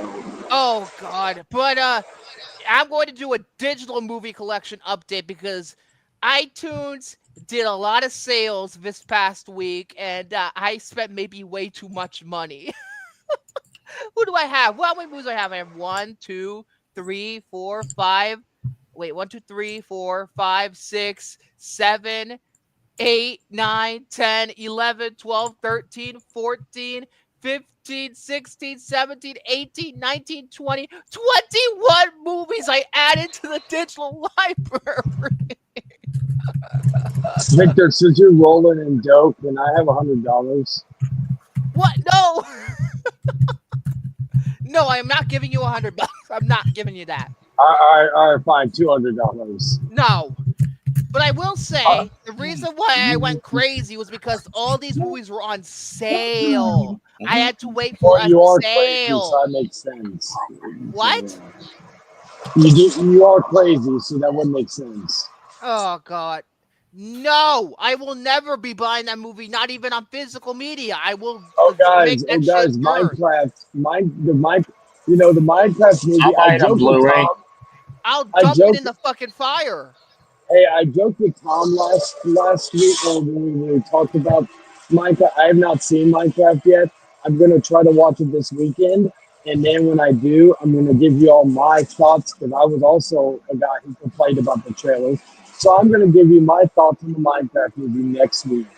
Oh, I hope you fucking rant on it. I hope you're on my damn side and not piss me off and say I think it's a fucking masterpiece because just to piss me off because Minecraft is bankrupt material. Anyway, It's a guilty pleasure. It's not a masterpiece. no, it's not even Maybe- guilty maybe pleasure. I'll- It's straight up shit. Maybe I'll even watch Snow White, but actually, no, I don't want to. I don't want to suffer. You know. I don't want to suffer through people. I don't want to suffer through Minecraft. Talking about Minecraft again. I don't want to suffer through that. I really don't. I'll do But- it for Jason Momoa. And Jack No, Black. he's a man child, just like Jack Black is a man child in that movie. Almost everybody in that movie, a male adult. Oh God, and Jennifer Coolidge dating that one villager. Oh God, no, I can't. I gotta stop thinking about Minecraft. I gotta stop. I gotta Chicken fucking stop. jockey. No. Now Oh, here we go. Here we go. I'm gonna fucking share my screen. No, take that image off. I talked to you last week about taking it off, and you didn't listen, and now you're putting it back on again. No. Hey, I like the watch squirm. Anyway, show your movie collection. Oh, okay, Apple TV. I gotta get the fucking window up. Hold on, give me a sec. I have to share my entire screen. Now I'm fucking doing this. Okay, now can people see You my guys will screen? see Hold that. on, give me a Whoa. minute. Give me a second. Okay, let me put this in full screen so everybody can watch it. Let me go. Oh my God, the Mighty Dicks. The Mighty Dicks. I can't believe you have that. First, Crazy Beautiful. I already talked about this movie at nauseum, so I'm not going to talk about it again. But I got it for $4.99. That's why I got it. So I have it on DVD and I have a digital backup. Sometimes I buy digital backups of movies I already own because I want to watch. And in this movie's case, it's not available on fucking Blu-ray, so this is the only way I can watch it in HD. So that's the reason why I got it. And $4.99. Usually it's $17.99 on Apple. So I'm like, no, I'm not paying $17.99 for a movie I paid $6.99 for on DVD. So at least $4.99, I can actually go ahead and do it. Next, What's Love Got to Do with It? That's the Tina Turner biopic. What's love got to do with it? Got to do with it. What's love? This is a great movie. This is a great movie. And again, $4.99. No singing. No singing on my watch. No. What's love? Now, before I'm going to mute your fucking ass. But Hey, at least it's not chicken, lava chicken or peaches. no, we do not. We do not. We do not. I will threaten to mute. No singing whatsoever. Next, I got Constantine. Again, $4.99. That's why I got it.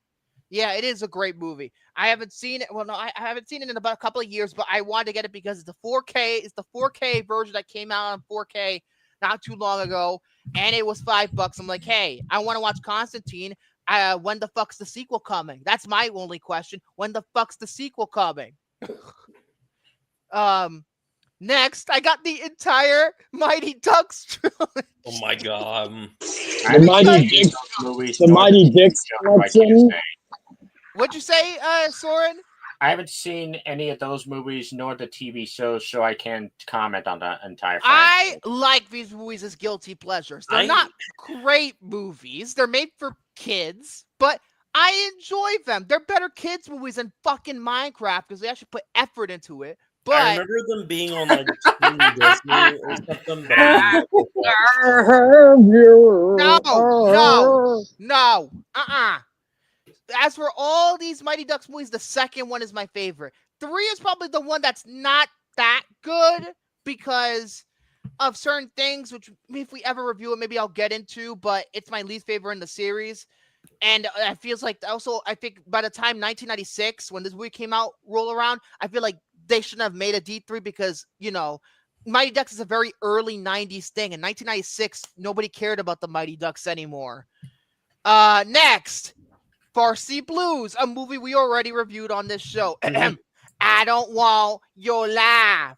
I love this movie. I don't care. I wasn't on that episode, but I do want to get that 4K. I love Varsity Blues. I don't care. I love Varsity Blues. I mean, it's a silly movie, and I loved every second of it. And now, as you can see, I got a lot of final chapter my ass. What? Yeah, final chapter my ass.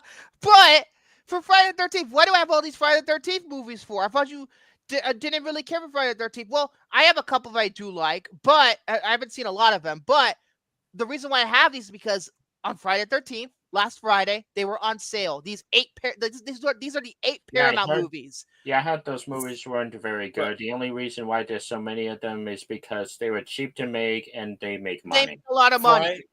It's Friday like the Saw of 13th. the 80s.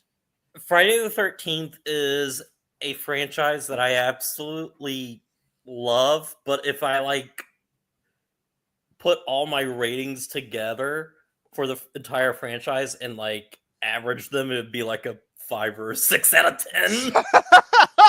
But I love them so much. But They're so great. the reason why I got them was because iTunes was doing a Friday the 13th sale, and all of these movies in a bundle. And these are the 8 And Paramount movies, by the way. Yeah, I got Victor, it for you son of a bitch. Yeah, Oh, go ahead, Soren. No, apparently they didn't have the balls to have Jason Goes to Hell, Jason. Because that's New Line. That's New Line. New Line owns Yeah. those. Yeah, Victor, you son of a bitch. Why didn't you get Jason X? Here's the thing: these Paramount movies, these all the 8 of them, I got them on for a bundle on sale for only $12.99, $13. That is the cheapest they've ever been available. $13. That's not bad, actually. Pretty much buy the Blu-ray set of it and get the digitals for free. Well, I mean, don't have the digitals, but I have the Scream Factory box set with all of them. I know, but all the box sets are fucking expensive. This I got for $13. Yeah, I think I spent like it was a birthday gift, but I think I spent it was like 130. So it was well worth it. And as for I'm gonna probably watch these at some point again. I will say though, out of the ones that I have seen, Jason Lives is my favorite. Part 6. Same. You know what? I agree. It's here, the final chapter. Jason Lives. So Because the for reason once, why Victor I and me. The reason why I like Jason Lives so much is because it doesn't take itself seriously. Because Exactly. these Friday the 13th movies, most of them take themselves way too seriously. This one actually has fun. It's practically almost a horror comedy. I'm also a big fan of part 2. That just like I like the campfire scene with the mythology of like Jason himself. As for the ones I've seen I don't like, Jason Takes Vancouver. My least favorite is part 5. Yeah, about Jason Takes Vancouver because it was shot mostly in Vancouver. What'd you say, Jared? I actually don't mind that one a bunch, but it is basically just Jason Garbage. takes a boat. Jason takes a boat. Yeah, to but because they were just because the reason was because they were too cheap because part 8 didn't do very well. So that's why they had to cheap out and film most of the movie in Canada. And I think it's at the end of the movie that takes place in New York, the very, very end of it. And I don't even know if that was shot in New York for the most part. Might as well include that scene in Hotel Transylvania 3 where a giant kid would go, boat. Honestly, I would probably say of the Friday the 13th franchise, my least favorite is either Jason Lives or the least favorite. Least favorite is Jason Lives? No, you're sick. No, Jared. no. Wait. Whoa. Jason X. Sorry. Oh, Jason. That makes you shut your whore mouth. That makes more mouth, sense. I'm not upset. Jason X or you shut your whore mouth. New Beginning has nothing to do. Oh, New Beginning. I heard that was dog shit. Jason's not even in it. It has nothing to do with Jason not being in it. It's just like a horrible movie. And Jason a New Beginning is not good. Directed it. Who directed it? A guy that directed porn. Let me guess. That has the most nudity up until 2009. It does. It does. Oh my god! Which is the one with Crispin Glover dancing? Which is the fourth one? Yeah, part 4. The quote-unquote final chapter. Whatever advice, guys. If a movie claims itself to be the final chapter, don't give in to it. That's why Final Reckoning. You better make your damn promise that it's the Final Reckoning. I don't care what anybody says. Uber Jason is one of the best looking Jasons of all the series. As for all the ones I've seen that I hate the most, I think it's Jason Goes to Hell. I hate that movie. I really do. I fucking hate I it. enjoyed Jason Goes to Hell. It's terrible. It is awful. Has really almost You're nothing. terrible. You're Oh, awful. but you know, I have to say it's Jason Goes to Hell because I don't care for Jason X. It does have the sci-fi stuff and like things are cool in it, but I'm like, I still don't think it's a good movie.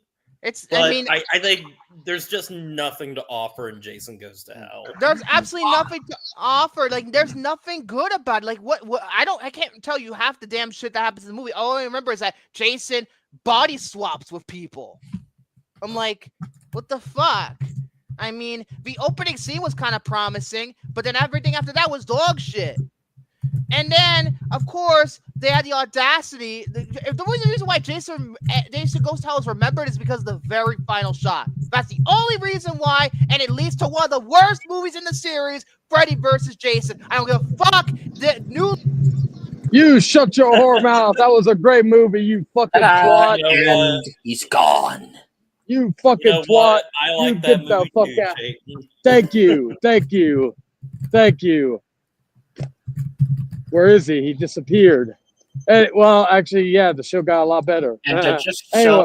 to let you know, folks, it'll probably be a while before I do costume design because I only saw the first Fuck two off. HD movies and Fantastic Beasts one in 2016. I mean, and in the I know Fantastic Beasts is its own thing, but it probably feel kind of dirty doing Fantastic Beasts before seeing most of the HP movies. I Now, get Victor, that. let's see your Mighty Dicks collection.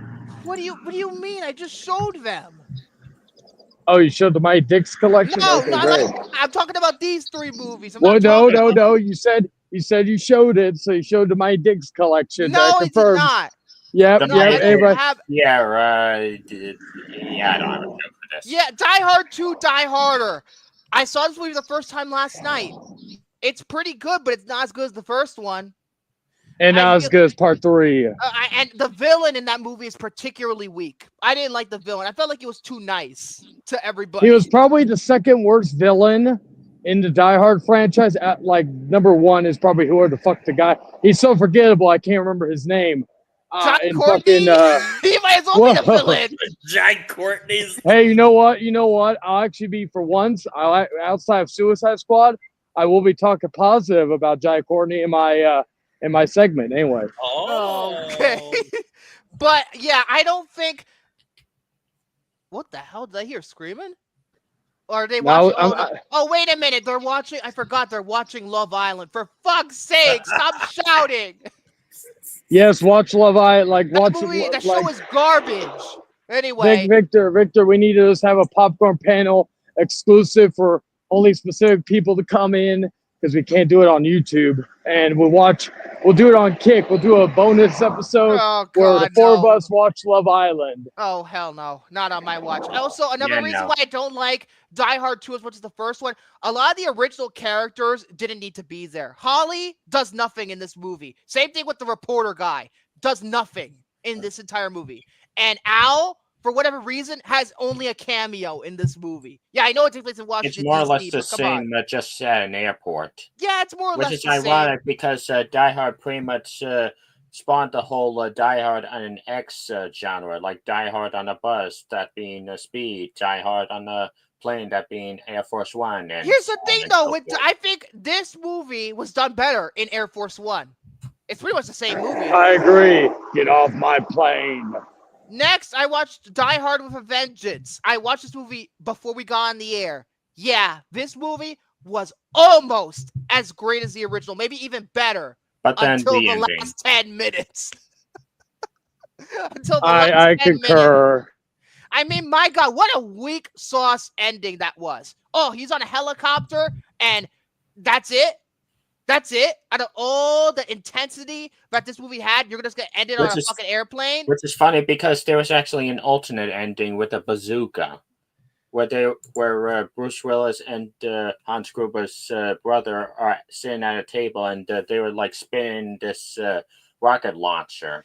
I think this movie, Jeremy Irons is almost as good as Alan Rickman in this, in the franchise. I mean, Jeremy Irons' movie is fucking, he's pretty much just playing Scar again, but He's just so deliciously evil in this movie. My fiance and I, we're gonna be like I've told her, we could sit through Die Hard 2, but I've told her that it's not 100% necessary.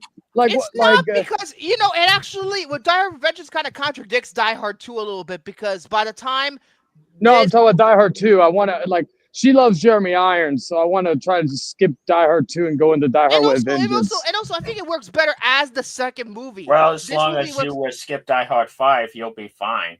But I've told her the only Die Hard movie, like Die Hard 2's okay, but I've told her, I said the two main movies we gotta watch is Die Hard with a Vengeance and Live Free and Die Hard. I don't have Live Free or Die Hard because it's not on sale. It was $19.99 when I last checked. I'm not paying $20 for Live Free or Die Hard. But I got it with the Steelbook collection. I got it with the Steelbook collection that I got many years ago. As for A Good Day to Die Hard, I will not be owning that whatsoever. I won't. The only reason why I own it is because I bought the collection. That's it. But otherwise, I forgot to mention Sam Jackson in this movie is fucking hilarious. I love how Bruce Willis actually made a point when this movie was being made to give Sam Jackson just about as much screen time as him. I mean, you would think that Bruce Willis was like, no, this is my movie. But no, he actually gave him just as much screen time. He is just as much the main character as John McClane. And I agree with that, Hunter, because there's only a few movies I will never own, like in terms of a franchise, whether that be remakes. Black Christmas 2019 is like one I will refuse to own. Plus, I think that's it. There's a few others. Good Day to Die Hard, I only have it because it came with the collection. I was like, you know what? I probably will never watch it, but I can at least say I didn't buy it just for that movie.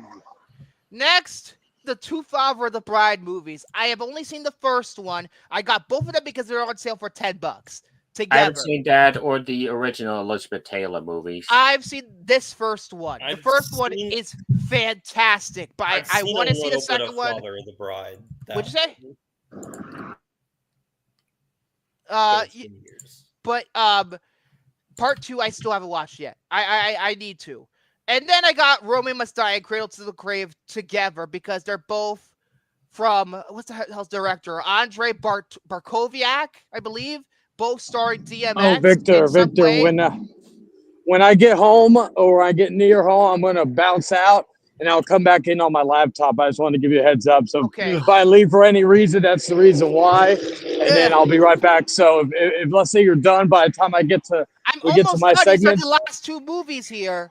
Oh, okay. Well, then we can, okay. But yeah, Romeo Must Die, I have seen. It's actually not a bad movie. It's not a great movie, but I do enjoy it for what it is. It's a very early 2000s movie, though. There's a lot of hip-hop, and I think there's a lot of new metal on the soundtrack. I know Aaliyah's in this. And frankly, she was in this movie, and this is only one of 2 movies she did. And I think that's a tragedy. Turn into Chop Suey. Oh, wow. That's Down with the Sickness, not Chop Suey. Yeah, what the fuck? What the fuck, Soren? There's a system. Wake up. Wake up. That is not System of a Down, Soren. You got the SpongeBob clip. Write that down right there. And then Cradle to the Grave, I haven't seen. I do want to watch it though, but since this is kind of part of an unofficial trilogy, where the hell is Exit Wounds? Exit Wounds was not on sale. I would have gotten Exit Wounds, even though Jet Li is not in them. I know DMX is, and Anthony Anderson is in all 3 of them, and Joel Silver produced all 3 of them. Who's in Exit Wounds? Was it Steven Seagal? I swear to you, it was Steven Seagal. But I'm thinking of Disturbed. Let me just check. I'm on iTunes to see if Exit would star Steven Seagal or not. Yeah, it is Steven Seagal. I'm kind of worried about that one, but you know what? I have to complete the trilogy. Although, to be fair, I heard it's one of the better Steven Seagal movies because this one and Under Siege, that's what people like. And then everything else is dog shit, like Fire Down Below, On Deadly Ground, what do you call it? All have the such Glimmer interchangeable titles. That the could be the title of any one of his movies. and jeez, like he's slumming it all the damn time in most of these movies. Like, come on, Steven Seagal. Tanner. I also love this. I love my favorite Nickelback song is "My Way." You know, "My Way or the Highway." You know, with the guitarist. Idiot. I know. I'm Also, fucking. my favorite I'm Michael fucking playing Jackson along with song is Tanner. Chicken Jockey. Oh my, no. The Glimmer Man, is that the one of the Wayans? Oh dear. My favorite fucking what do you call it? Frank Sinatra song is "Peaches." Yeah, Oh, mine too. Mine too. But yeah, these are and I've been checking in terms of like. And By the way, you want to know my I- favorite Bob Dylan song? From Penis to Vagina. Oh God, no, no, hell, that you're disgusting. Anyways, next topic. But yeah, that's all the ones that I got. I'm probably gonna, because the reason why I also got digital movies is because I don't know, I'm running out of fucking shelf space, guys. These are good to add to my collection because I don't have to have space. You're part of the them. problem, you piece of shit. That's why Walmart and other places are slowing down their physical media. You're I don't part of the problem. Look at all this. It's probably gonna fucking fall on me if I make another get another shelf, you lazy fuck. There's not enough been room living in this apartment in this for room. 2 years, and Make room in your Blu-rays penis. are still in the box that I brought them. Oh, no. My favorite Barbara Streisand song is "Fuck Her Gently." What the fuck have I done? Oh yeah, for the Naked Gun. Oh yeah, when Pamela Anderson was sucking off fucking Liam Neeson. Yeah, great trailer. I fucking love that trailer. So let's see. If Man's laughter. I guess I'm gonna be going to prison because I caused you all to laugh. Man's laughter. Oh my God, what am I doing here? Okay, Shane, you want to go now? Yeah, I'll go. Okay, so I thought if I didn't see these movies this past week, I wouldn't see them because I felt like it would be cursed because of the fact that that I tried to see them twice before and something came up, but I was able to finally go and see Ballerina, the double feature of Ballerina and Dangerous Animals. So I saw Ballerina. Of course, it's a spin-off to John Wick movies. I really enjoyed this movie. I actually, it's probably the most violent John Wick movie I've seen of the 4, 5 now. As far as the story, that's probably my weakest thing about it. I just think the story's run-of-the-mill. Well, you don't watch John Wick for story. You just don't. Yeah, but I like the world building. There wasn't like the one thing I liked about John Wick franchise, there's so much world building in each movie. And this one I just felt like there wasn't a whole lot.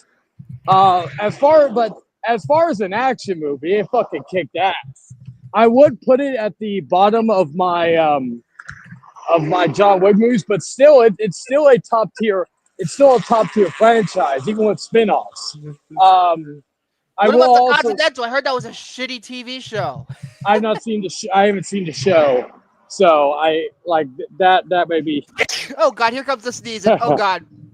Oh no! Anyway, so my point is though, Ana de Armas was great in it. I'll say because all her movies keep bombing these days. Norman Reedus was good in what he was in, and since he was in the trailer, I'll say this: Keanu Reeves was fucking great. Granted, they did say him and Lance Reddick were in the movie for like 2 years ago. Yeah, like 2 years. So, and I did this is probably the final. Like, not only final, this is the final time you'll see him in the John Wick series. Probably this is his final movie. But Lance Reddick, for the time he was in there, I liked it. You know, I've always been a fan of Lance Reddick. So, you know, when he passed, and he was on Lost for season 4. Oh my God! The last reference got to He was only in a couple of episodes, but he was in there.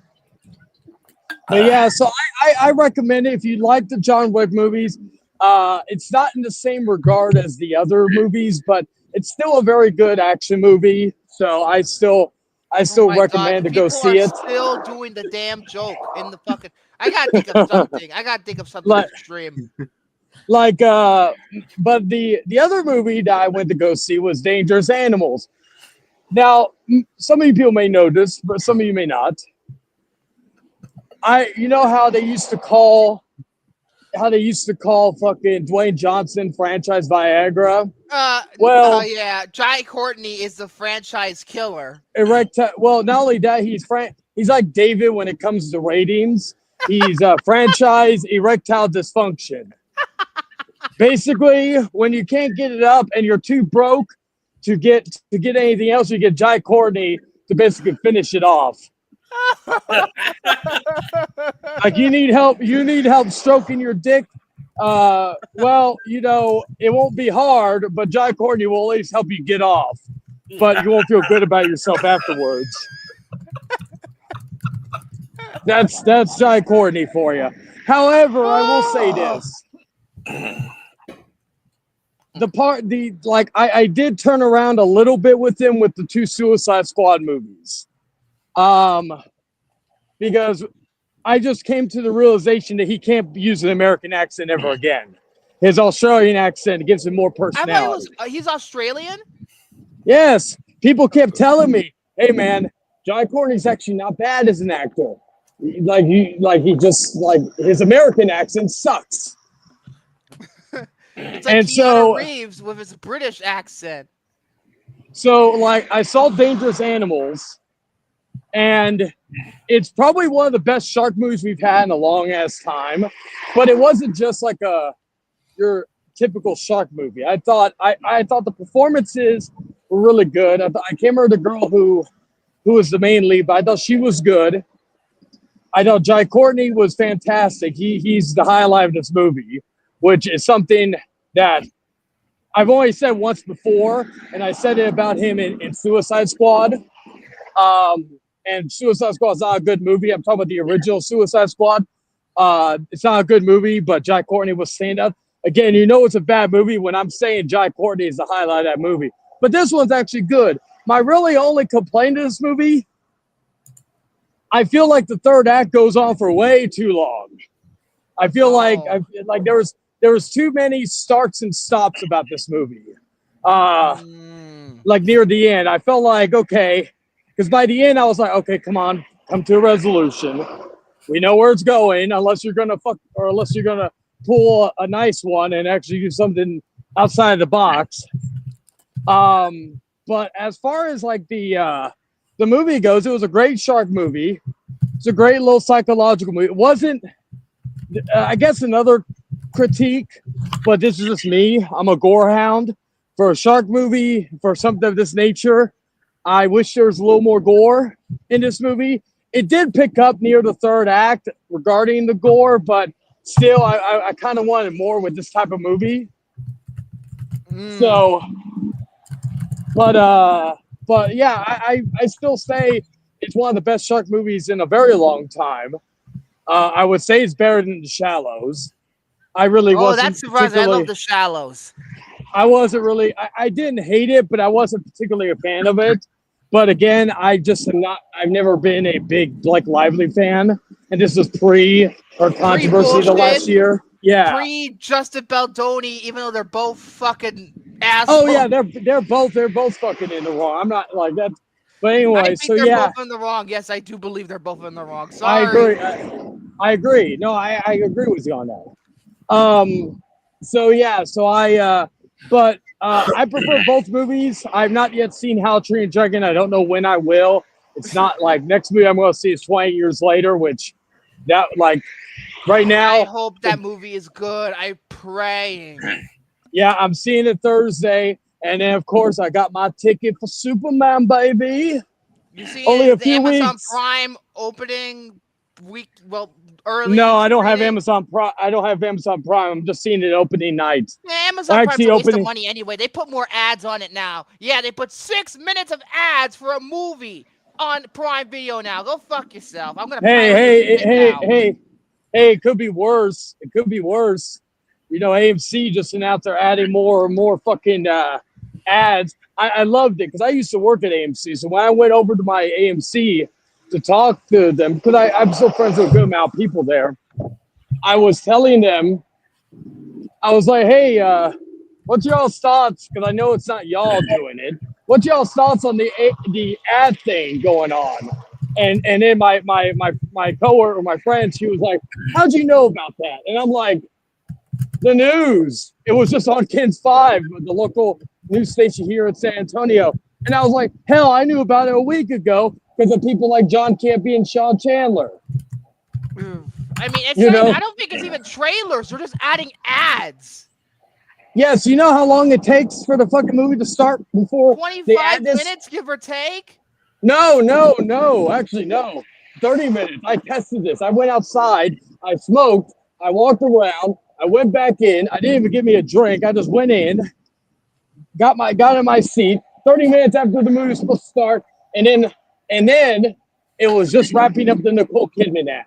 Oh my god! I forgot the Nicole Kidman ad counts. Fuck. And I've done that a few times, so it's not just a per movie thing. You know, I've said this.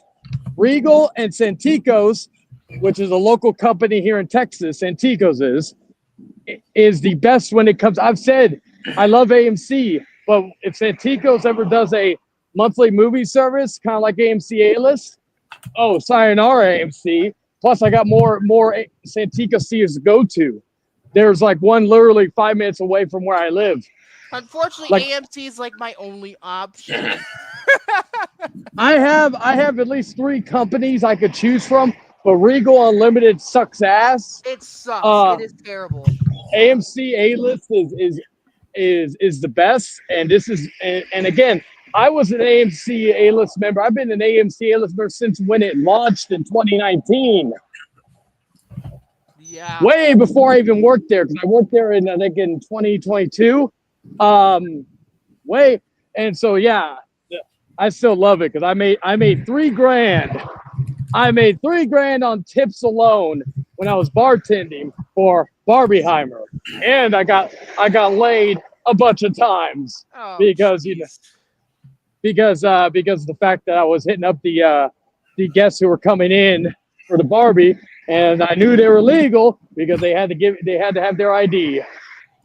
Oh my god. So yes, David, if you're watching this, you little fucking twat, get you a bartending job at a movie theater during a girly movie, but I'm talking like an adult girly movie, not a porno, just a gold. But anyway, do that, and I guarantee you'll get to at least a quarter of the women I betted before I got domesticated and engaged. So yeah. Oh, Jesus Christ. Okay, I have a joke for the fucking song fair. I think I do. Okay? This is going to sound really ridiculous. My favorite Sabrina Carpenter song is the song at the end of Deep Blue Sea where LL Cool J goes deep as blue as my hat is like a shark's fin. I haven't seen Deep Blue Sea, but the only thing I know of it is Sam Jackson getting eaten by the shark. First, we're gonna... Oh god! Really, Victor, that was the best you've come up with. Fuck you! I tried. No, thank you. I don't roll that way. Like if you want a good fucking what do you call it? If you want a good Sabrina Carpenter song, or it's one of the great songs. I Just Want to Make Love to You. That was in Halloween 2, and then there's also Kick Out the Jams. Dude. There's also Kick Out the Jams, motherfucker. Oh. And then there's Roadie, with Sabrina Carpenter talks about about fucking all the roadies she's with, and then getting a taste of them, She's like, I fucked all the roadies just to get a taste of you while drinking espresso. And being pulled by her hair like a dog. Oh wait, that's our upcoming album. For the record, I want to say this: anybody who's getting offended at Sabrina Carpenter, fucking her album cover where she's pulled by her hair, I got a message for you. Go fuck yourself, you virgin incel nerd. Go suck a dick and go jump off a cliff into Nirvana. And go back to the club. No. Fuck, dude. That shit was all over my fucking face last week. I'm like, shut up. I know you released your new song. Yes, I know, but album cover. I just don't want to hear anybody. She's overexposed. I don't want to hear about it. I want my rock music to come back to me now, okay? It's never, like, as a lifelong rock fan, it's never come back. But my point is though, you know what's, I got a little rant. This is a side segment here. Oh, God, we're really going to rant about this album cover? Jesus Christ. I remember technically, life that actually worth caring about. Technically, it has something to do with it. So I was at Walmart with my fiance, and we're a very sexual couple. We like to be pulled or like pull each other's hair. I don't have no hair right now, so that's okay. But well, at least hair up here. But my point is though, is that figure out where the hair is now, gentlemen. Anyway, my point is though, is that we saw Sabrina Carpenter's Espresso album, the vinyl version, and we were talking about, right? So I pulled like I did like I grabbed her by the hair. I didn't do anything like severe, like it was just a playful manner, like how we do it in the bedroom, right? This motherfucker who was trying to sell Spectrum, mind you, I do love Spectrum and I have Spectrum. I guess he saw that. So he tried to, I guess like without making it obvious, even though he was very bad at it, he was walking extra close to us while we were fucking walking over there. I almost wanted to pop his ass because I'd be like this, motherfucker, I pull her by her hair on the daily, she likes it, and I fuck her in the ass. What else you want to know, motherfucker? I told my fiance next time he fucking I fucking go to that Walmart and he asks me, do you have Spectrum? I'll be like, no, but I had your mom last night. I'm having a brain stroke. Victor's Spectrum. Yes, we had in all this one segment, we had fucking in the ass, anal, and we had hair pulling, Sabrina Carpenter, and Spectrum, and also doing somebody's mom, all in one segment. Only here at the Popcorn Panel Podcast, ladies and gentlemen. It's all because I decided to make a song joke, and all this started. What the fuck did I do? Yeah, actually, no, it wasn't even. I have to apologize to the viewers. No, don't say sorry. People liked it. My point is, Victor, no, it wasn't that started. You mentioned Sabrina Carpenter with that terrible ass joke, so I decided to make it better and then add to the story. I had to think of something. All right, I'll give you a cookie for your effort. There you go. Is that better? No. Yes, it is hard. It is very hard. Oh God. Thank you. I had to. It's funny because you were talking about how people were complaining about her album cover and you were calling them incels. I'm like, no, these people are the same people who would buy Sydney Sweetie bathwater soap. These are the same fucking people. Oh, you shut your whore mouth. These are the same fucking people. And I tried to buy it. I got nothing against son of a her. bitch. I don't like the music, but I guess I understand why she's popular. With Sydney Sweetie, I don't understand. You go suck a cactus. Then again, I am into rock music, so that's I'm into rock music too. That is a problem. Yeah, I'm into rock music too, so I still like Sabrina Carpenter. Anyway, I'll still listen to Instinct's Bye Bye Bye and dance to it like a fucking moron. Anyway, my point is though, happy 20th anniversary, Tiny, or 25th anniversary, Tiny. It turned 25 yesterday. Yes. Now, one last thing I'll say before I have to get out of here and hop onto my laptop. Check out the Hangman Outcast every Wednesday night. Tomorrow. Well, it's on the Network 3000, so technically I'm promoting Network 3000 material. But yes, tomorrow night we're going to have the sermon of a certain individual saving him from kid diddling, and then we're also going to also have the fan favorite AI calls back, and we're going to have a lot more stuff. We're even going to have a Crypt Keeper sighting and much more. Ew. Tomorrow night, 7 Central, 4-hour special for the 5th episode of the Hangman Outcast. God, you can do 4 hours without any repercussions. Yet I do 4 hours and everybody complains. Be there or be triangular. And even better, Even better, the Bruce does 4 hours and wins 3 Oscars. Oh, geez. You know what's funny? I'm trying to get my fiance to watch John Wick. She's okay with it. She's just dreading getting to part 4 because of how long it is. Oh, jeez. Mind you, she's seen the Lord of the How long Rings is it? movie, That's so what I. she said. Well, yeah, that's what she tells. She's like, this is what she said when she first saw me. She's like, "Oh, you really are long." I'm like, "Yep, bet you're a sweet ass I am." Anyway, I'll bounce out. Hop onto my laptop. I'll see you in a minute.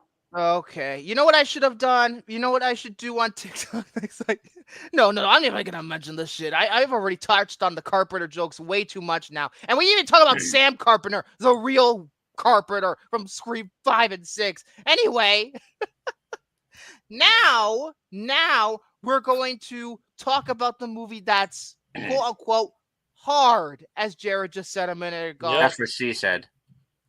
And we're going to answer the question. Wait, no, we already know the answer to this question.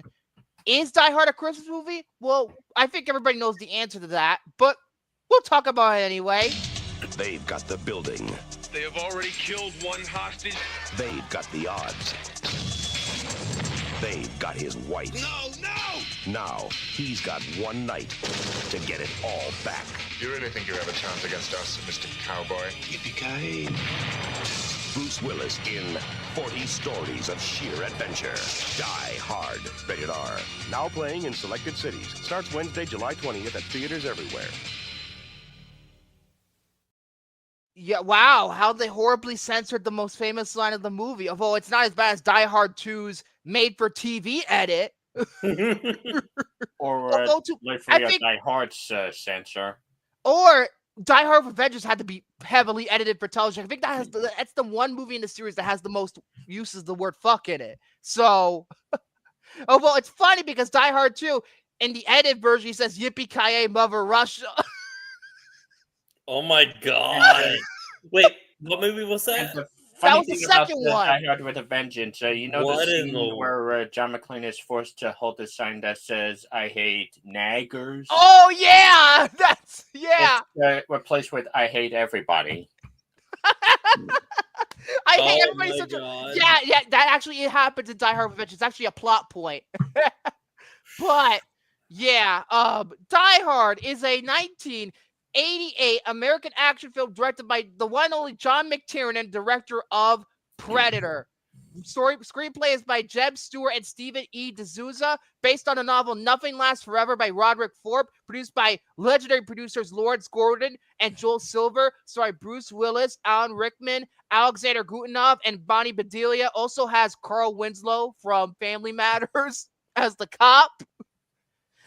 Released on July 15th, 1988 by 20th Century Fox. Budget $25 to $35 million, and it made $309.8 to $141.5 million.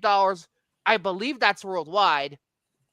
New York City policeman John McClane is visiting his estranged wife and 2 daughters on Christmas Eve. He joins her at a holiday party in the headquarters of the Japanese business she works for. But the festivities are interrupted by a group of terrorists who take over the exclusive high-rise and everyone in it. Very soon, McClane realizes there is no one to save the hostages but him. 94% Rotten Tomatoes, 8.2 out of 10 on IMDb, 72% rating on Metacritic, 4.1 on Letterboxd, on Cinema Score. I don't know what the fuck it is. Probably A-, A. That something like that would be a good guess. Yeah. But in terms of, let's get this out of the way. Let's just answer the question right off the bat. I think I know the what your two's answer is going to be, but I'm going to ask it anyway.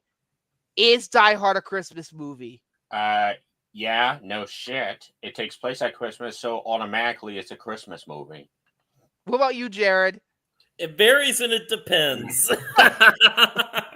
You know what's not a Christmas movie? Die Hard 2, despite the fact it takes place at Christmas. They barely reference Christmas in Die Hard 2. So it's not a fucking Christmas movie. I will say that, like, me, after watching this movie, is this a movie I would watch during the Christmas season? I do it every year. No, but does it carry some Hunter x Hunter themes of the Christmas it season? got an A+. Perhaps it does, yes. Oh, Cinema Score gave it an A+. Well, wow, that's one of the rare grades, A+. I mean, this movie was a fucking phenomenon back when it came out, because you have to understand that... Wait, you go first. I was going to say that it's really funny watching this movie, because I had never seen it before. Yeah, folks. He had never seen Die Hard before. I know. I'm a fake film fan, I guess. But you're a casual film fan, just like Mr. Casual. It's really funny because this weekend we have this arcade bar. Yeah. In Huntington, and the arcade bar has a full-on arcade machine that is the arcade Die Hard game. Oh, so I have played the Die Hard game, but I've never watched the movie. Yeah. In terms of the arcade, I think it might have been the same one that was released on like PlayStation or Sega Saturn. I think this is the same game. I think. I'll also say that it's really good. I like it. Oh yeah, but in terms of why this movie feels so special, well, first of all, you have to understand, by the time this movie came out in 1988, Bruce Willis was not the big star that he is now. He was not. He was only known really for one project, the TV show Moonlighting. He was also with how's her name? Sybil Shepherd. He was also in Moonlighting. It was in its third season. And Sybil Shepherd had gotten pregnant, so they had to delay doing the show for I think the third season or the fourth season. And he used his break to go film Die Hard. And Die Hard pretty much began his movie career, his big major movie star career, because Moonlight did not last very long after that. I think it was canceled in 1989. So hey, Moonlight's a great movie. What'd you say? Hey, Moonlight's a great movie. What? I'm talking about Moonlighting, the TV show. But in terms of this movie in some ways began his career because it was like because John McClane is supposed to be not the macho Rambo Arnold Schwarzenegger type of hero where he has a bunch of muscles and he just kills everybody with no like little to no effort whatsoever. Like he just kills everybody like he's a fucking superhero. But John McClane's very different. He's a raw, smart-ass guy, but he's just a normal guy in an extreme situation. Bruce Willis should have been nominated for this movie. Oscars don't like action movies, just like they don't like horror movies. But, it's funny that you mentioned Moon Knight because, well, I'm wearing the shirt. But oh my god, I had this shirt for like 2 years or something, and I haven't fucking wearing it. But But yeah, I feel like with John McClane, what makes him so different is because he's not the typical action hero. He's just a normal New York City cop in an extreme situation, and nobody is there to come to the rescue except for him.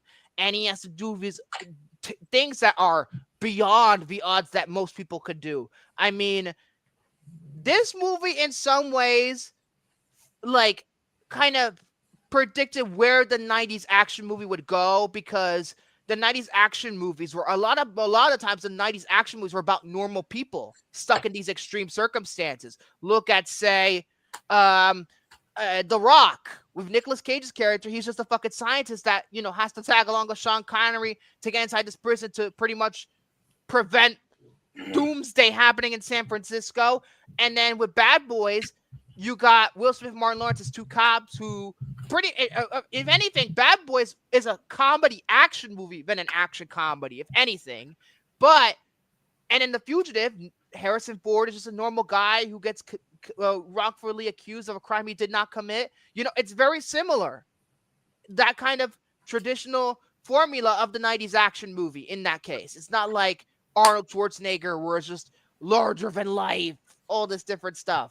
And in terms of other things that made the movie so special, I think the villain is one of the strongest villains in any movie. And that's mainly because of Alan Rickman's performance. Not so much the lines, but because of the performance. I mean, Alan Rickman, other than Snape, this is his most iconic role. Yep. I mean, come on, he's He should have been unbelievable. nominated too. I mean, I even like say certain things. He should be nominated alone for the scene where he pretends to be one of the people in the building. Yeah. And then and also when he says yippee-ki-yay, motherfucker.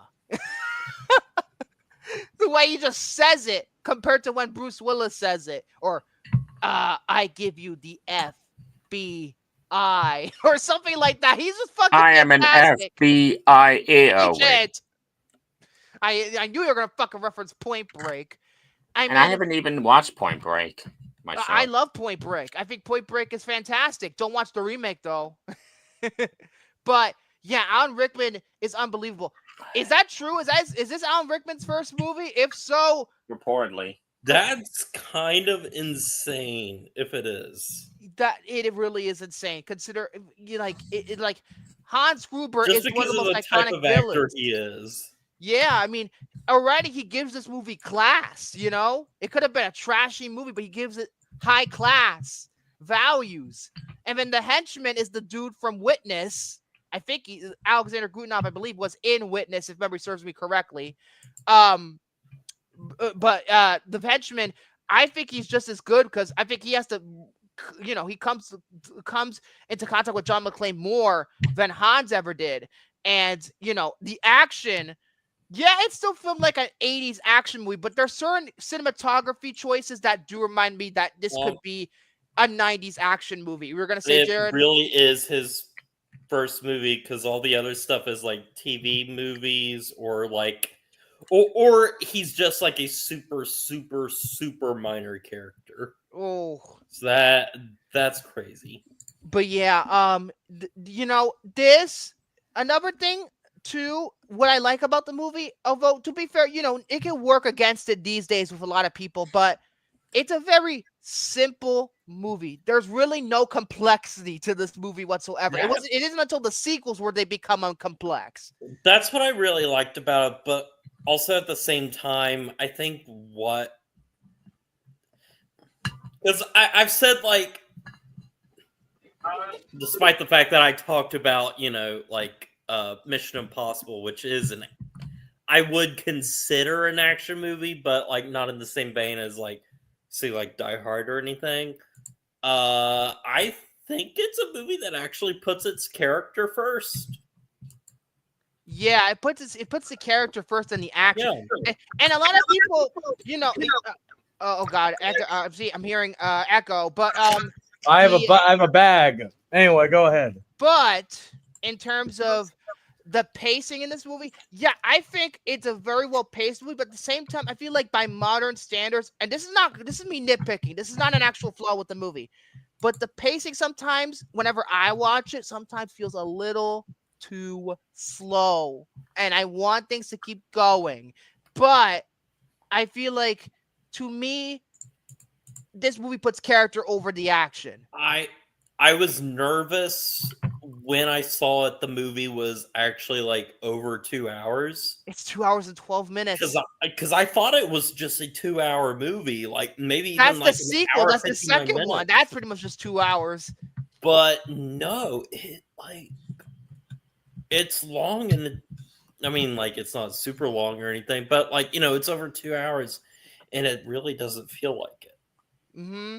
And to me, even though the pacing is deliberate, because the characters are strong, that's why you keep watching. Like, for example, Ellis, the cocaine using not fuck puppy. He's just a cunt.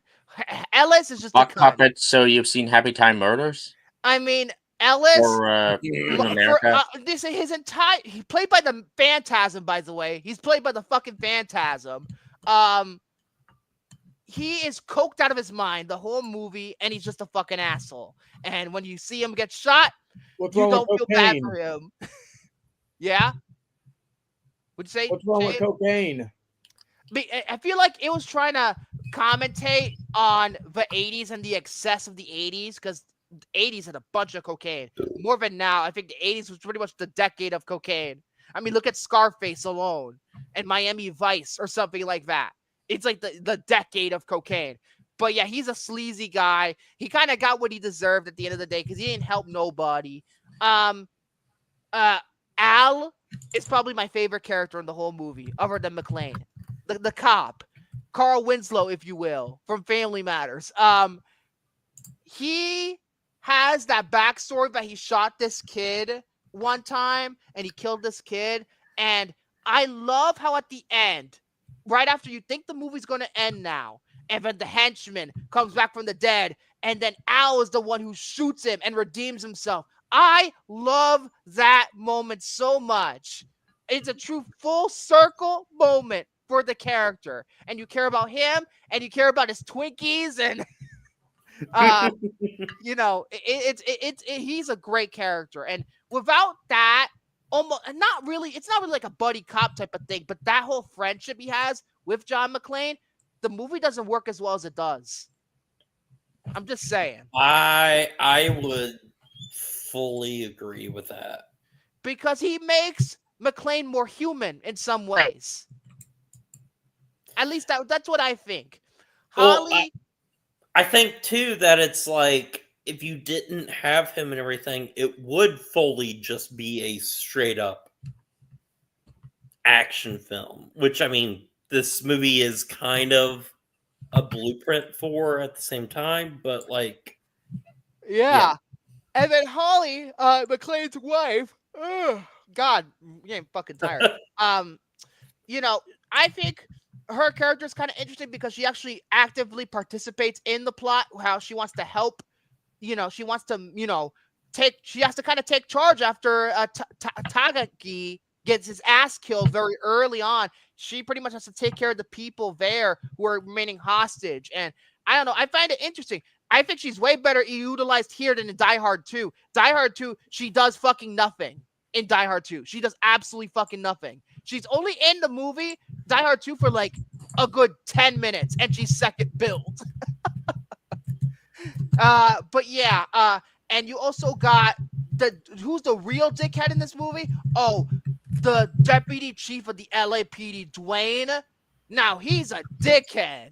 I don't like that guy. I mean, he just pretty much thinks he runs the place, and he thinks all his ideas are good, and most of his ideas get most of the officers killed in this movie. So obviously, you're not good at your job.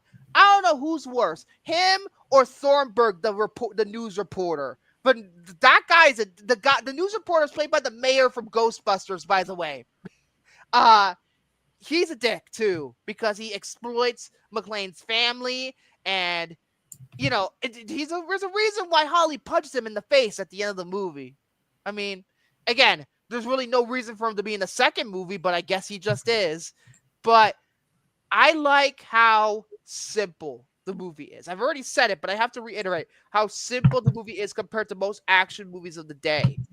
And what makes it, and what's funny is that the movie was supposed to be a lot more darker than the actual final product. Really? It was supposed to be way dark. But I feel like the comedy is the reason why this movie is so well received. I'm glad it's not dark. I mean, like I can't see it being like that, honestly. Yeah. But you know, like certain things, like certain conversations, like they pop off the screen. Like for example, when Hans takes Holly a hostage, he goes like, "Oh, now you're not gonna be like John Wayne riding in the sunset with Grace Kelly." No, that's what the fuck's his name from High Noon? The fuck, because he's referencing High Noon. Gary Cooper. Gary Cooper, yeah.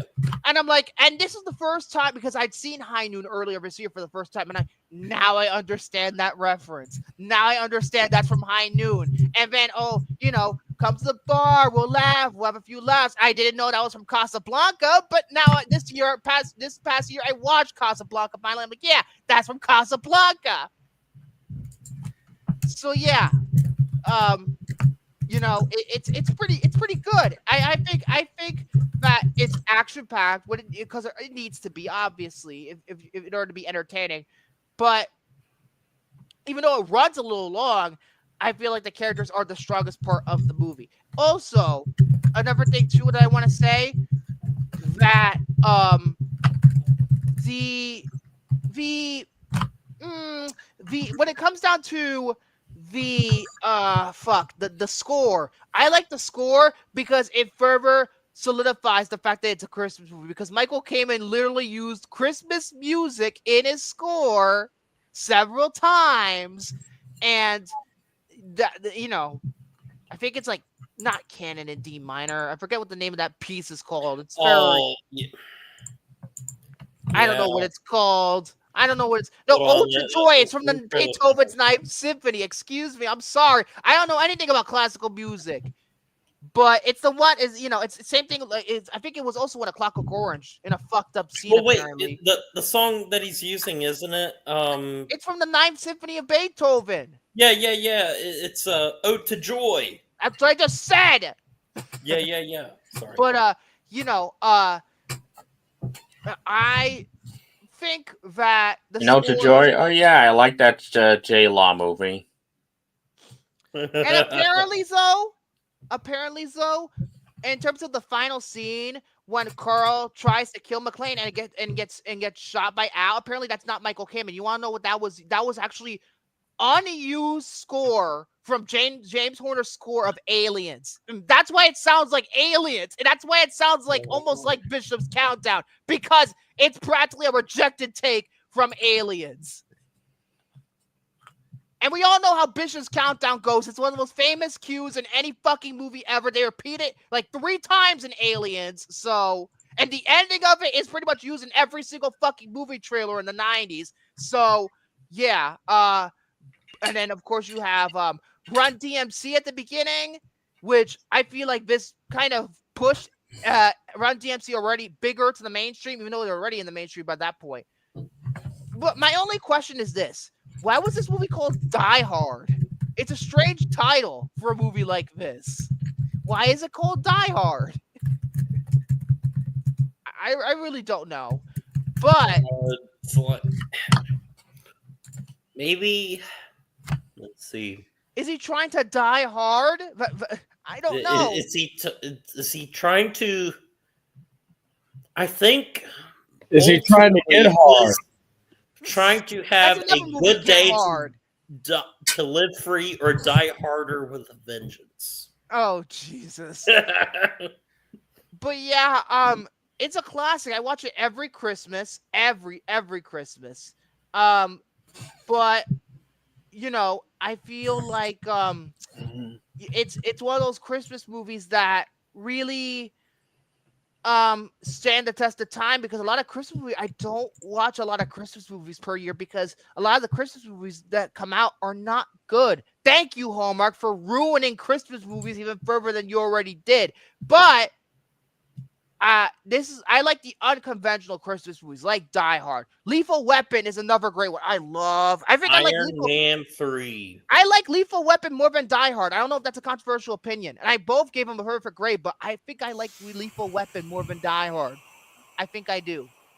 And Iron Man 3 is a great one too. Iron Man 3 is better than what people made it out to be. I don't know why people are bitching about that movie. I completely agree. It's my favorite Iron Man movie. But I will die on that hill. But yeah, obviously it's been a source of inspiration for movies from filmmakers like Lexi Alexander, who directed Punisher: Warzone, Darren Aronofsky. That's all I have to say. Brad Bird, Joel Carnahan, Gareth Evans, Barry Jenkins, Joe Lynch, Paul Scheer, Brian Taylor, Dan Trachtenberg, Colin Trevorrow, and Paul W.S. Anderson. But especially you, Colin Trevorrow, you're a hack. You only made one good movie and that's it. But Yeah, I think it's one of the greatest action movies ever made. Now, I'm not gonna give it a 6 out of 5. I'm gonna give it a 5.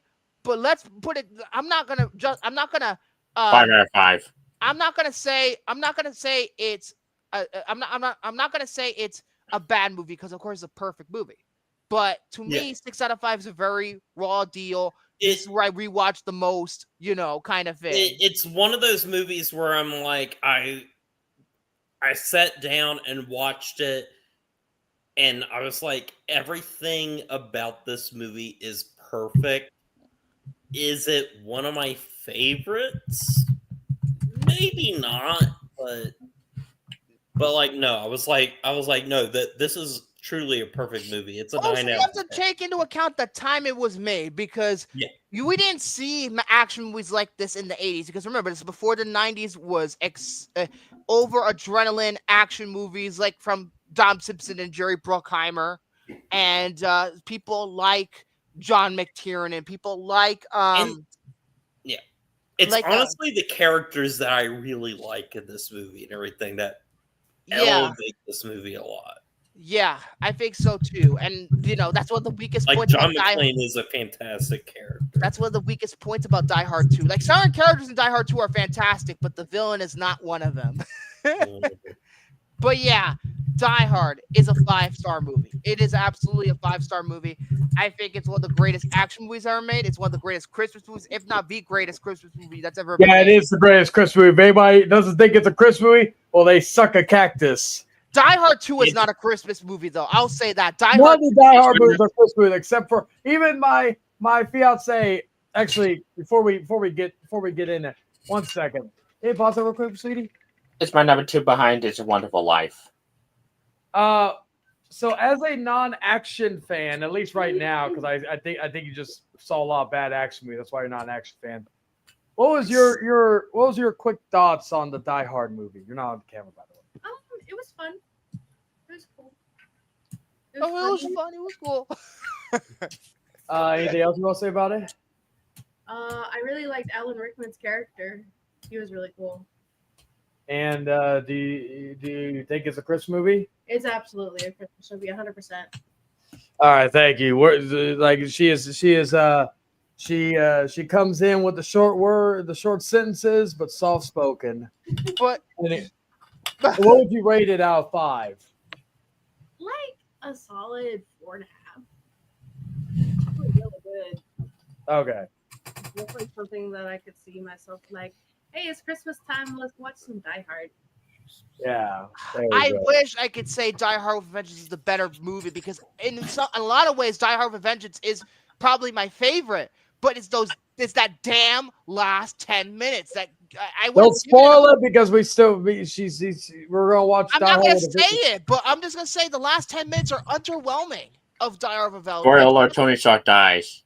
Tony Stark's not even in Die Hard. Oh yeah, Tony Stark dies at the end of Die Hard 3.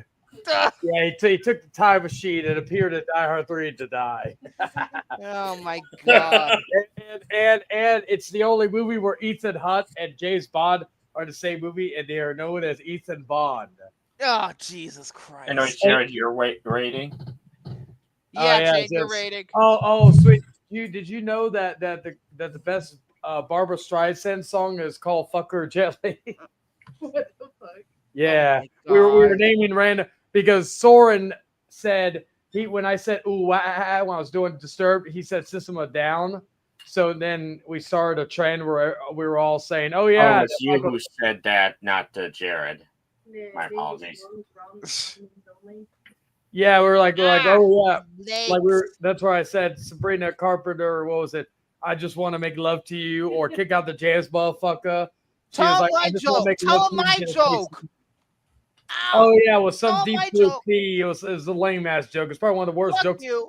Even no, thank you. Even David could come up with a better joke than what Victor said. See, you hear him crying. That's. Oh, fuck off! My joke was actually wait, funny. Wait, 1 second. Was it? Oh yeah, Cassie Ventura, age is nothing but a number. Oh, yeah. Jesus Christ. No, we're not talking about Diddy right now. I should have said the best Diddy song was... I'm coming home. Honestly, Soren, if you said the best Diddy song was From Penis to Vagina, it would have been a funnier joke. I was gonna say the best Diddy song is "I'm Coming Home," but instead of the O, it's a U. But yeah, I gave it a 5. Jade, score, please. Oh yes. Well, not only is Die Hard a great movie, it does die hard and it gets me hard. So with that, it earns the golden erection of 5 erections out of 5. Oh God, no. How can you top that, Jared? Speaking of which, sweetie, you want to see my 6th erection? Oh no. Oh no! Okay. No, we're done. I'm out with it. Jared, you have to say the score. Wait, what? You have to give your score. You didn't say anything. He got distracted by the sex stuff going on. Anyway, I swear I said I gave it a 9 out of 10. No, you did not say it when you gave it a 9 out of 10. I gave it a 9 out of 10. Speaking of 9, that was sweetie, the you want to thing. see my I talked about how perfect it was and everything. I guess. Okay, so I gave it a 5. Vic gave it a 5. Jared gave it a 4.5. And Jared, Satan, what's your score? No, Jared gave it a 9.5. Lilith, my fiance, she gave it a fucking 4.5, and I gave it a 5 erections out of 5. Oh, Jesus Christ, dude. Yeah, you know he's signed. This is pathetic. Now, other than William, did anybody have a birthday? Did anybody have a birthday? Because I have to add in our former colleague, former host of the show, William, wanted us to put King Kong from 2005 on this list. Not a bad movie. I'm down to review for that one to get reviewed one day. Oh God! Also, I'm just saying. I just realized this that next month, Kong. Yes. My birthday is on a Tuesday. Yay! So that means we have to put one in for you, and you can't put Alexander because I better not say it's already on there. No, I'm not gonna say it because frankly, if his birthday is on the day of the show, why don't we do that show dedicated to his movie he wants to pick since it's his birthday on the day? Oh Jesus!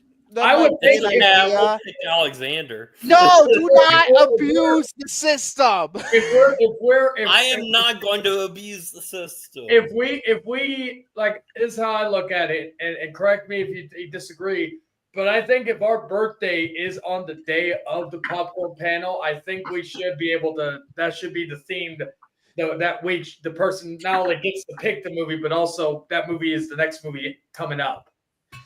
Oh dear, let's see. So today we're gonna be ranking every single. Oh hell no! I have no time to review every cut of Alexander. Well, I would say the ultimate cut, but also the final cut is really good. The final cut is going to be on the 4K. Then I would say. Oh, you're a fan of Alexander too? Then I would say the theatrical cut. Here's his favorite fucking movie. Oh, okay. So okay, I don't feel alone anymore. Why the hell is Revisited not on the 4K? Wait. Revisited is the 4K. Oh, yeah. I'm sorry. Jared, what's your thoughts on Kingdom of Heaven? I'm getting the 4K tomorrow. Oh, okay. Have you ever seen it? I fucking love it. There we go. Which cut? Fine, the director's cut. But you know what? I fell in love with the theatrical cut. So I didn't hate the theatrical cut either. I watched the director's cut of Kingdom of Heaven. I still think Orlando Bloom was bland in that movie. But I am getting. Oh really? I'm the bland. So yeah, you think my jokes are bland? Ugh. So if you say this movie's bland, that means you're bland. Anyways, I will mention this. So I showed Morgan my top 10 favorite movies of all time. But the last one that we needed to watch was Kingdom of Heaven. And then my cat, who's being really annoying right now, my cat ruined it when we were watching Kingdom of Heaven because my my landlord remembered that I had a cat, and then he was like, "You guys haven't paid for 4 months for your cat and everything." So my cat ruined Kingdom of Heaven because we couldn't Oh, finish Jesus it, Christ. because we had to pay like know a it's, bunch of money for our cat. So Honestly, no more 4K Pirates movies. We're done. We're Yeah, done no with more pirate Pirates. We're movies. done. We're Especially done. since, People are fucking sick of it. It should have ended after the third movie. Especially since Wait, have Johnny y'all Depp, done the other two? especially since You're Johnny oh, Depp yeah, left you're- Hollywood. You I know what? still need If to it show was, more than like, the you third know, one. I would have been okay because they were going to bring back Davy Jones, but I think the actor passed away. Didn't the actor play Davy Jones pass away? No, I think Bill No, Nye he is has. still alive. The character. Okay, well then, The yeah, bring it character back. died, but not the actor. Bring back the movie as long as you bring back Davy Jones. I'm okay. I don't think it's gonna happen considering Dead Man Tell No Tales was a flop. I don't think they're gonna visit Pirates anytime soon. I think they're done. I want Davy Jones. Give me Davy Jones. Give me a Davy Jones spin-off movie. Fuck. I just want to end to this franchise. Going Davy Jones from the Monkeys. Oh no, not that Wow. Davy Jones. Come on now. Come on now. We're not talking about what the fuck is that weird ass movie they did? Head. That's something you like doing, Victor, to yourself? No. And why would I do that to myself? It's impossible. Are you a fan of Marilyn Manson? Oh, for fuck's sake. Wheel of bullshit. Wheel of bullshit. Yeah, we doing the fucking wheel. Jesus Christ. All right, let's do the wheel. Oh God. Come on, let's do a really bad movie just to fucking piss off Victor. No.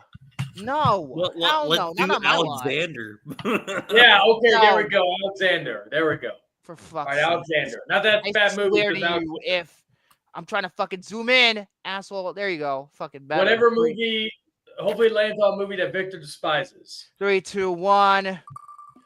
Anyways, big money, big money, big money. No, I don't want to watch a musical. I don't want to watch that. Oh, I don't want to watch that. I don't want to watch that. I Spin love again. it. Yeah, spin again. Thank you very much, Shane. You're actually on my damn side. Spin again. God. I will allow your abuse of power one time. See, I actually got a good movie for once. I have never seen that movie.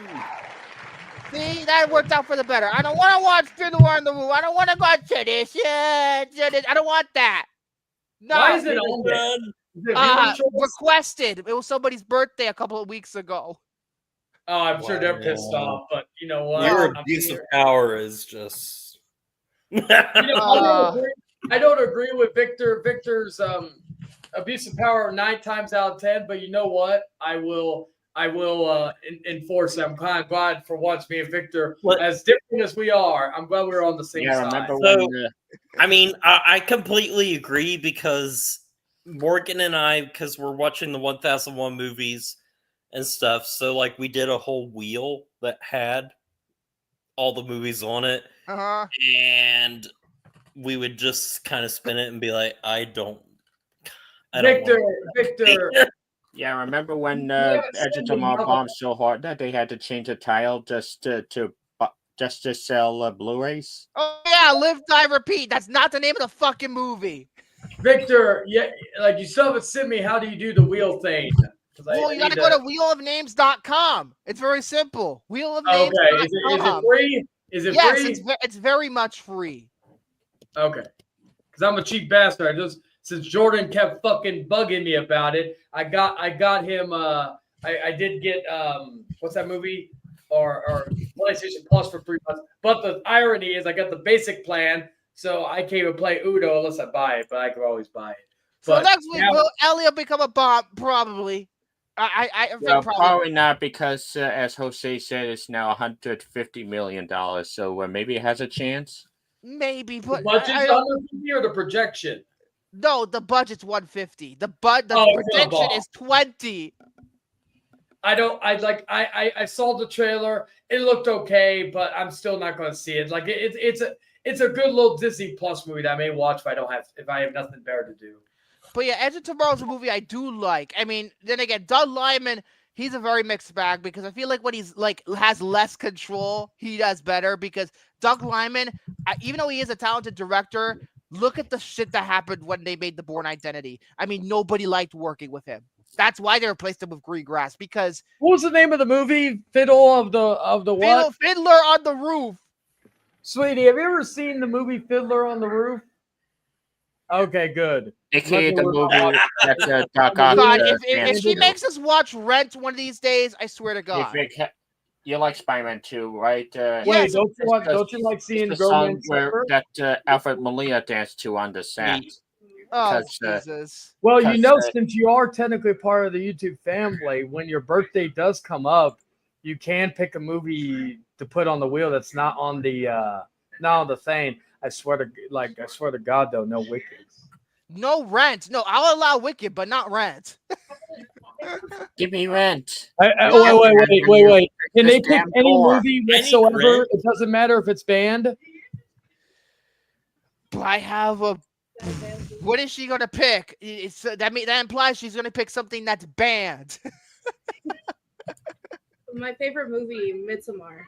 No, that's banned. I will ever be banned. I am not sitting through that piece of shit. Wait, again. you can't play. If everybody can pick whatever movie, doesn't matter if it's banned or not, then we have to abide by it. No, the rules stay as long as the movie isn't banned. How about what? That's the rule. Oh, it is the rule? Hey, everybody in the chat, is that the rule? Because Victor didn't say that before. She said Midsommar. No, fuck that. I'm not watching that piece of shit again. And if not, and if it is Lands on the Wheel, I will. This will be the first time where I refuse to watch it and going. All right, she'll think. Well, she'll think about it for a few months. See, I am not watching that. You see, yeah, Taylor Swift, death-threatening ass movie.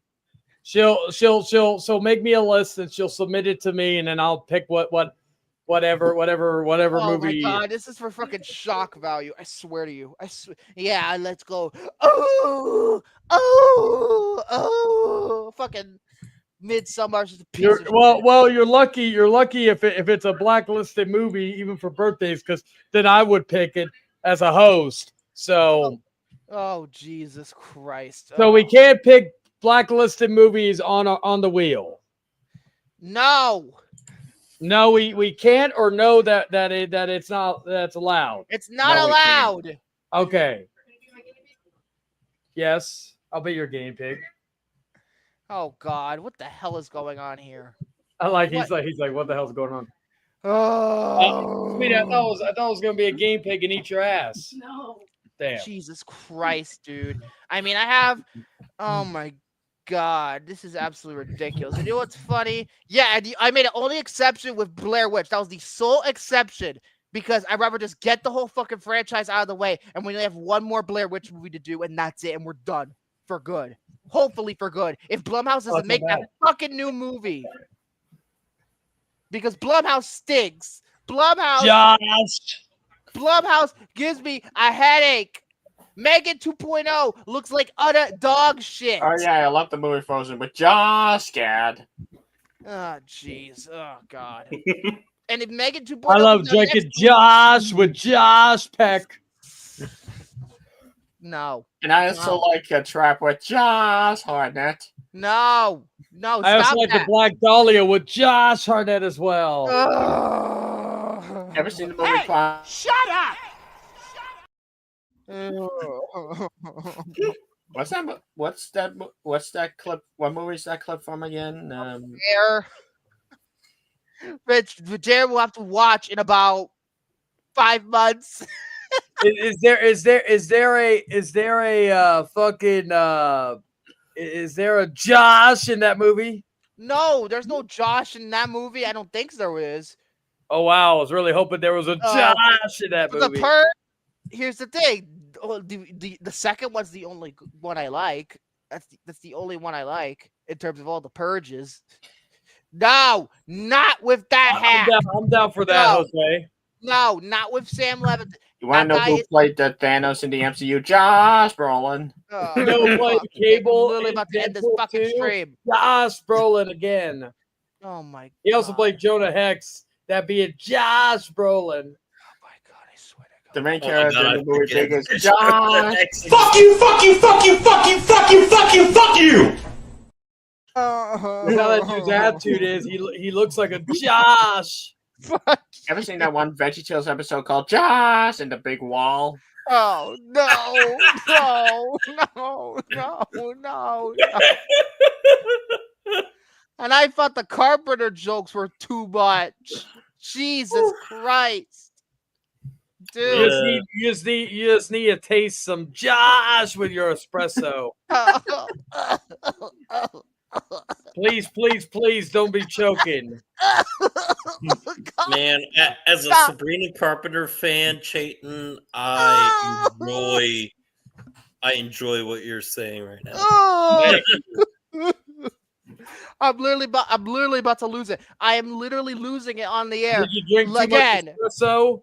Oh God, no. Just Don't worry, grow your hair out, and then a girl will grab you by the hair like a dog. You'll be okay. Oh God, I have to bring this. Look, I went to my grandma's the other day, and this is what I found. Oh my God. Apparently, this is what I was for this Scooby-Doo. It's funny because how much I've criticized Scooby-Doo, except for Scooby-Doo on Zombie Island, which I love. Apparently, I had this since I was a kid, and this is from 1998. So I guess it's the year before. So this is the same year Zombie Island came out, actually. So maybe this is a toy specifically for it. I don't know. You know, Hey, ever heard the cover of The Prayer by Josh Groban? Oh, hey, God. Victor, would you consider yourself short and sweet? I was just thinking, I need to continue my Scooby-Doo marathon that I was originally doing on my channel. What was Victor, do you have emails that you can't send? I was doing the whole Oh my series. God, can we not? You know Sabrina Carpenter's other albums too. I'm proud of you. I have sisters that are younger than me. Now, of course, I know. Now, enough of this nonsense, and be on your way. We'll do it live. We'll do it flock, live. and Fuck flock it. like a feather. We'll do it live. Fuck it. Do it live. Oh, Use your thumbs. Jesus Christ. Oh God, come on, Scooby. You better fucking stay put, asshole. It won't, because it's an opposite. But don't worry, there ain't no tornado warnings in your area. Tornado warnings. There are fast times. Tornado warnings are another song. I had tornado warnings in my area. Oh, hey, I've never watched Twister again. Victor, are you a busy woman? Oh my God, I'm literally about to end this fucking stream. Oh why? My God. From the single why? For 3 hours at this point. Yeah, we're almost You can't blame a girl for trying. Oh, for fuck's sake. If you're going to continue on with this shit, I'm going to press out. No, that's bad for business. What, you want to just name her entire discography in my face before I buy me presents, you fruitcake.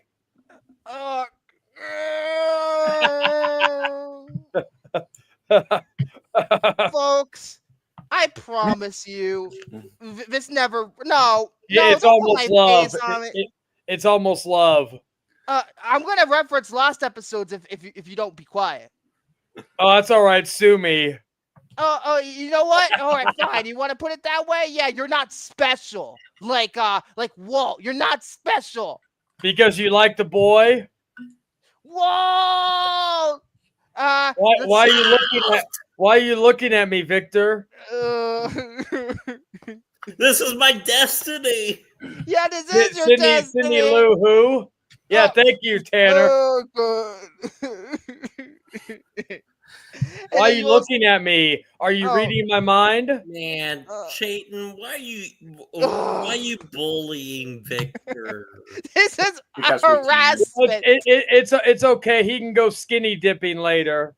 Oh my God, help me. Hey, Victor, what's your take on the world?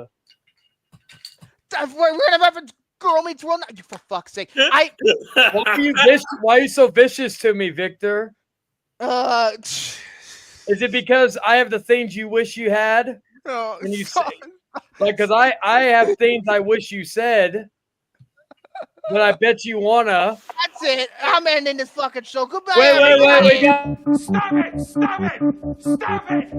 Stop it! Stop it! Last chance. Wow, that got under my skin. Fuck you. We're done. Good night.